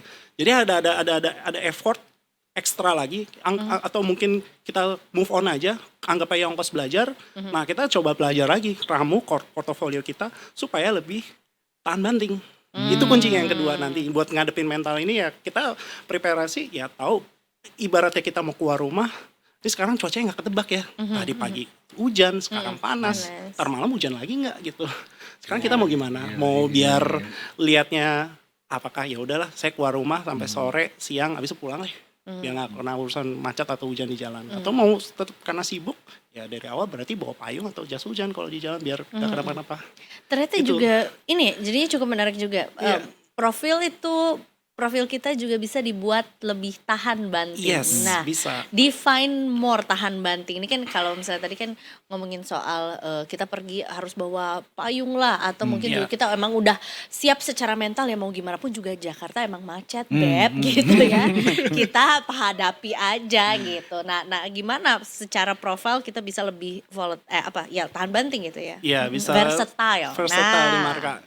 Sederhananya tadi itu diversifikasi. Tahan banting itu ya ketika ada satu guncangan di portofolio kita karena memang kita udah punya banyak aset dalam berbagai wujud gitu. Nggak cuma saham, mungkin saya punya obligasi, punya emas, punya kripto mungkin.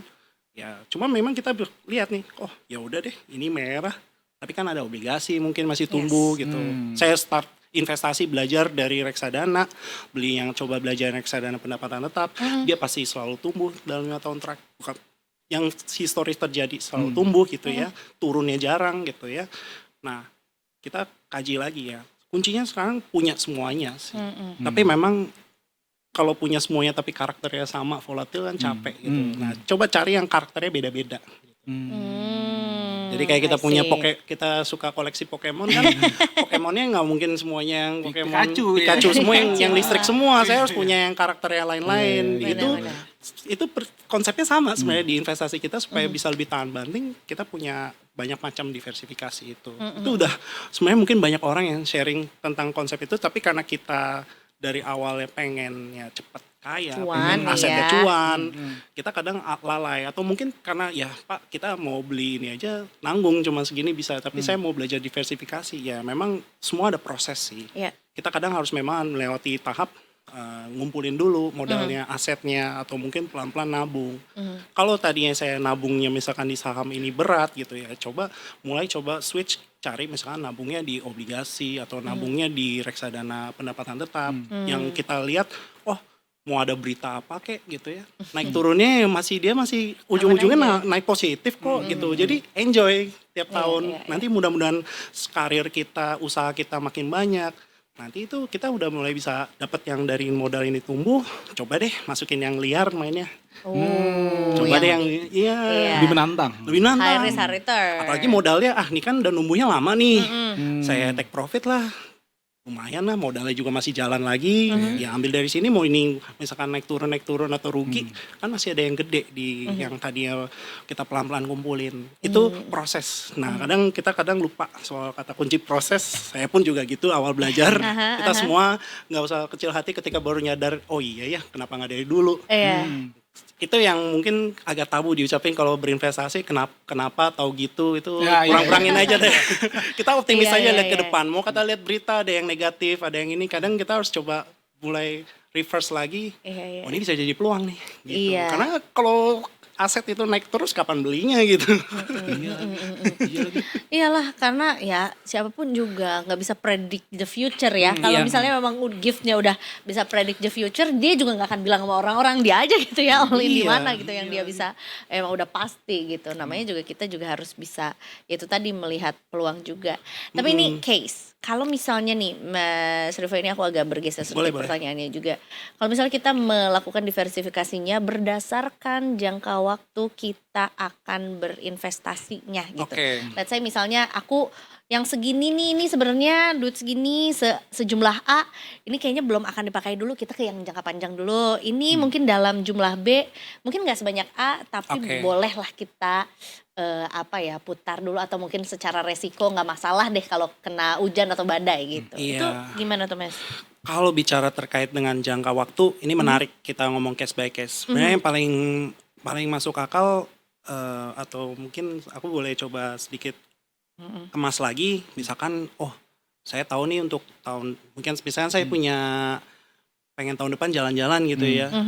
Terus ini targetnya 1 tahun gitu ya. Ya kita realistis dengan modal yang ada, ini dengan investasi berapa sih yang bisa kita cover.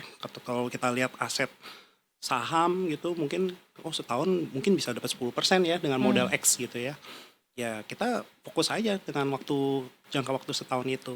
Tapi ya kita pelajarin selama evaluasi tiap bulan. Kalau tiap hari kan lihat berita kan capek ya. Capek banget ya. Capek. Jadinya kita berinvestasi kan harapannya uang itu bekerja untuk kita yang kerja untuk uang ini kerjanya benar gitu. Jadi micromanaging kan nggak bagus juga gitu. Jadi kita memang nggak apa-apa sebenarnya dalam berinvestasi itu, malah sebisa mungkin kita efisien. Pantau aja secara berkala. Yang penting tadi secara milih asetnya ya kita tahu. Kalau memang cuma setahun kan jangka pendek. Jangan ngambil yang volatil dong. Ambil aja yang memang kelas asetnya memang terbukti dari historisnya, kita pelajarin, oh iya suka sering naik ya. Mungkin kita bisa coba paling sederhana deposito. Atau enggak mungkin reksadana pasar uang yang lebih fleksibel. Nah mungkin lebih dari 1-2 tahun kemudian ya, ini mungkin ada dana nih, ini bisa buat nanti anak saya sekolah gitu ya. Harus kumpulin lumayan, modalnya gede, jangan sampai tengah jalan rugi gede ya. Mungkin yang tadinya dengar teman udah beli aja saham bro gitu, pasti naiknya kenceng nih. Ya naiknya kekencengan kan juga nggak bagus juga, kadang mungkin gatel ya. Aduh gimana nih belum 2 tahun udah dapat balik. Tapi kalau ternyata kebalikan ya rugi. Pusing yang ada 2 tahun kemudian anak saya sekolahnya gimana nih. Jadi ya kita coba cari lagi yang 2-3 tahun stabilnya gimana. Kadang-kadang kita bisa kombinasikan. Jadi yang tadi yang saya bilang diversifikasi, bisa aja sebenarnya kamu mau yang 1 tahun atau 2 tahun 3 tahun, itu belajari, coba di gado-gadoin. Digado-gadoin, benar. Campur masukin ini. Tapi porsi-porsinya kita pantau tiap bulan aja. Apakah memang nih masuk akal untuk dirapihin gitu, apa dibanyakin gitu. Boleh nih, marketnya katanya merah. Orang-orang teman-teman udah pada lihat, ini bisa buat belanja nih di saham. Coba ya masukin 10%. Tapi kan ya kembali lagi ke setiap orang, coba pelajarin terkait yang tadi saya bilang itu sebenarnya manajemen risiko. Jadi kita tahu diversifikasi dan lihat market kondisi gimana, masuk akal nggak saya ambil risiko itu. Dan itu yang tadi saya bilang, kita memanage risiko itu. Itu sih buat case by case yang sebenarnya paling adaptif untuk semua kondisi kayak gitu. Betul. Makanya kalau dapat cuan, belanjainnya lagi ke sahamnya lagi, jangan langsung belanja cilok. Jadinya nggak kerasa cuannya. Ya kan? Jadinya belinya cilok ya. Jadinya kenyang. Jadinya kenyang sih. Iya. Tapi duitnya segitu-gitu aja. Gak bertumbuh ya jadinya ya. Ketahuan ini udah jam-jam mendekati buka nih, langsung beli cilok. Sorry. Kita selangi dulu dengan cilok dulu ya. Bagus tapi intermezzo ya. Bahkan ya Mas Rivo bisa dibilang juga, beberapa financial planner, saya pernah dengar sih beberapa financial planner itu bilang kalau sebenarnya tidak ada waktu sempurna untuk misalnya belanja begitu kan. Tapi yang ada tuh mereka yang sabar dan mereka yang paham dengan peluang itu. Sebagai seorang investor retail begitu untuk Kritikers juga, apa aja yang harus kita persiapkan Mas untuk bisa dengan Sabar. cermat melihat peluang itu? Ya sabar kan banyak, Za. Iya, benar-benar. Gue sabar mulu, kok masih merah ini. Tapi gitu-gitu aja. Pahala dapat lah. Iya. Cuma porto nggak dapat. Yang kita siapkan sekarang ini ya yang penting kita udah mulai set aja ekspektasi kita, ya ini mungkin nggak akan bisa tercapai seperti sebelumnya. Mungkin kayak tadi saya beli ini karena harapannya nih upside-nya nih katanya bisa 20% kalau misalnya saya beli ini saham. Tapi kok udah ternyata turun dalam nih. Nah, yang sekarang mulai kita pikirkan apakah ini masih bisa saya pegang gitu. Kalau ternyata turunnya terus-terusan nggak ketolong, ini kan kita harus take action gitu. Iya. Itu harus kita pikirkan itu dulu ya. Nah yang kedua ya saat ini kita udah mulai coba explore aja sih. Market yang lagi kayak gini sulit ketebak arahnya. Apakah ada aset-aset lain yang sebenarnya bisa saya pilih. Dan saya pelajarin itu. Kita pelajari kinerja historisnya. Coba pahamin dari sisi dokumen produknya kayak apa. Jangan asal beli aja itu atau dengar karena katanya gitu. Itu bahaya sekali dan marak sekali ya terkait investasi kan kita harus lebih waspada di era yang canggih ini semua kan canggih juga ya. Kalau terkait nggak cuma ngomongin risiko pasar, kita risiko terkena sial dari situ tuh banyak sekarang ini. Jangan mentang-mentang bulan Ramadan mukanya pakai gorengan nih saham, jadi yang gorengan dikonsumsi juga. Ini kurang baik untuk kesehatan porto kita juga ya. Benar. Walaupun sebenarnya kemarin udah sempet di ini ya, nggak dilibas sih, tapi misalnya dirapi-rapiin lah ya yang pergoreng-gorengannya juga. Itu maksudnya juga bisa sebenarnya memberikan jalan atau membuat lebih clarity lah, lebih clear untuk para investor yang juga mau belajar. Oh akhirnya juga sebenarnya nggak resiko kejeblos sama saham gorengannya jadi lebih minim gitu ya Mas ya. Betul, kita mungkin bisa syarat itu yang pas kemarin market ini turun, ada yang pilihannya dua. Ada yang mau diemin aja dulu sampai agak rebound, kan nggak mungkin turun terus gitu ya market. Yang pengalaman kita lihat kan ini istilahnya tuh apa ya, volatilitas. Jadi naik turunnya cepat. Kalau sampai krisis itu lain kasus ya. Itu mungkin kalau kita flashback ke pandemi itu juga berhari-hari itu lebih levelnya lebih tinggi. Yang kita hadapin kemarin kita lihat ini sebenarnya nggak separah pandemi kalau yang mungkin teman-teman investor yang pernah lewati pandemi. Nah kembali lagi yang kita sekarang mulai kita coba pikirkan, nah apakah ada aset lain aja lagi yang kita bisa pilih. Ya sekarang kita coba cari ini bisa enggak ya, sekarang parkirin dulu deh di sini. Sampai nanti ini saya lihat saham, ini kan karena konflik geopolitik satu sisi sebenarnya kan pengaruhnya di luar, tapi mungkin ada potensi mempengaruhi Indonesia dan kita nggak tahu kapan, tapi akan berpotensi. Yang sering keperjalanan ini harusnya nih market akan reaksinya mungkin agak kembali optimis lagi. Nah kita coba tuh di market itu jangan patah arang sih yang jelas. Kita masih muda, masih produktif. Yang jelas ketika apa yang kita hadapi kemarin, ya anggap aja jadi itu biasanya sebutannya ongkos belajar. Iya. Gitu. Dan ya oke lah yang kita cari ya terus monitor berita boleh, terlalu mungkin tanya opini-opini yang sekarang saat ini. Risiko yang paling parah tuh apa sih nanti ke depannya? Oh kita tahu ini sekarang konflik geopolitik mempengaruhi harga komoditas, harga energi. Berarti kan nggak semuanya jelek. Mungkin harga komoditas energi di Indonesia ini bisa berpotensi dapat berkahnya mungkin ke depannya. Oh bisa kita coba pelajari lagi. Cari-cari emitennya gitu. Cari-cari emitennya. Apakah ini pernah terjadi lagi? Oh iya tahun 2022 kan terjadi konflik geopolitik juga di Eropa Timur. Terus di sini harga batu bara naik. Banyak emiten-emiten yang main di komoditi itu langsung ibaratnya ketiban durian runtuh gitu.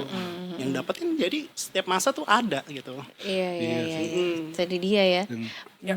Harus belajar atau apa ya, memperbanyak riset gitu ya untuk mencari tahu juga di mana sebetulnya peluang itu bisa ditemukan biar ongkos belajarnya nggak makin mahal. Betul, gitu ya. Sering-sering belajar sejarah sih kalau dilihat dan biasanya sejarah kan terulang lagi ya. Ada polanya kan. Ada polanya betul. Tapi selain sabar tadi menarik juga Mas Rifa bilang belajar ikhlas. Iya kan. Wah, itu pada nahan napas semua nih kita nih. Mas Rifa pernah belajar ikhlas sebesar apa Mas? Mungkin bisa jadi motivasi buat kita juga Mas. Atau mungkin jadi kan motivasi buat kita kan berbagi pengalaman begitu Mas. Wah, gimana ya? Boleh cerita di sini ikhlasnya berat sih. Jadi Berarti gak usah diceritain kalau gitu. Seperti gambarannya mungkin kayaknya pernah nyangkut di saham mungkin 5 tahun ada. Dan 5 Wow. tahun ada pernah. Dan ya itu survive bisa keluar lagi. Sekarang masih terus keep rolling in the market. Trading lagi, invest lagi. Ada lagi yang masih tumbuh di aset yang lain. Atau mungkin yang terakhir juga selain ya untungnya gak all in itu ya. Itu udah paling fatal ya. Berarti kan itu nyangkut seadanya. Cuman kan masih survive dengan modal yang sedikit. Ya akhirnya jadi tahu ya 5 tahun mungkin belajar lagi kayak orang kuliah gitu. Tapi 5 tahun tuh gak sebentar loh Mas. Ya, Iya memang. Selama 5 tahun itu apakah ya mungkin Mas Rifa banyakan di pojokan kamar gitu kapan pertemuannya atau ya mungkin tetap itu Mas menggali lubang-lubang lain lagi Mas. Itu yang kedua mencari peluang yang lain itu sih kuncinya. Memang ada masanya ya down seadanya gitu. Cuman yang jelas mau apa gitu. Masa ini akhir segalanya enggak juga gitu. Ya kita mental pejuang, mental juara itu kayak gitu. Ketika udah digebuk seadanya terus melihat ini kok udah digebuk dicekek ya gitu ya. Ya udah deh. Kita terus apa namanya cari peluangnya yang tadi saya bilang evaluasi. Kita belajar yang pelan-pelan aja dari yang risikonya kita bisa ukur sesuai ya. Ternyata return sama risiko tuh sejalan gitu. Nah, kira pelan-pelan ya ada waktunya. Syukur ada 5 tahun bisa keluar lagi. Sekarang kita coba kelola lagi dengan lebih bijak ya. Berarti fair dong Mas lo gitu marketnya. Enggak tahu ya. Saat ini belum merasakan. Ya bisa dibilang nggak fair sih. Cuman ya tinggal kitanya aja sih bisa manage risknya dengan baik atau enggak. Bijak, ngajarin kamu bijak karena market pasti nggak fair sih. Kita nggak bisa nerka hari ini market turun. Iya sih. Iya kan. Ya, Oke deh, mudah-mudahan bisa jadi motivasi juga buat The Tickers juga ya. Pintar-pintar cari peluang gitu. Pintar-pintar juga cari chance-nya di mana juga ya. But anyways, terima kasih banyak Mas Rifa ya. Thank you, sudah sharing sama kita juga, ngasih semangat buat The Tickers yang juga sama nih lagi berusaha atau mungkin juga apakah ini saatnya untuk masuk lebih dalam lagi sama market dan mencari peluang. Nah, itu keputusan yang ada di kamu juga ya. Tapi kita mau war tajil dulu. Abis ini ingat masih ada satu segmen lagi, masih ada Kultum buat The Tickers juga yang sama nih kayak kita menunggu waktu-waktu berbuka puasa ya. Kita masih ada satu lagi tugas buat Mas Rifa. Kita punya tagline. Jadi kalau misalnya kita tutup hari ini dengan ngomong detik sore, Mas Rifa bisa jawab dengan nggak cuma hore-hore. Tagline kita nggak cuma hore-hore. Nggak cuma hore-hore. Yes. Habis ini untuk kultumnya ada soal Ramadan dan keluarga milenial di era gadget. Sekarang mah Gen Z juga udah jadi orang tua sih sebenarnya. Iya sih. Apa kabar milenial lah. Tua Itu sekali dia. gitu. Medium well katanya. Sedih banget. Aduh. Ya udah kalau gitu kita akan ketemu lagi besok. Setiap bulan Ramadan tuh kita mulainya 15.30 sampai jam 5:30 sampai jam menjelang berbuka puasa juga, ya. Sekarang waktunya Iza Magfira pamit. Hai Farhan cabut, seluruh kru yang bertugas cabut. Kita ketemu besok di waktu yang sama. Detik sore. Nggak cuma hore-hore. Nggak cuma. There we go. See you tomorrow.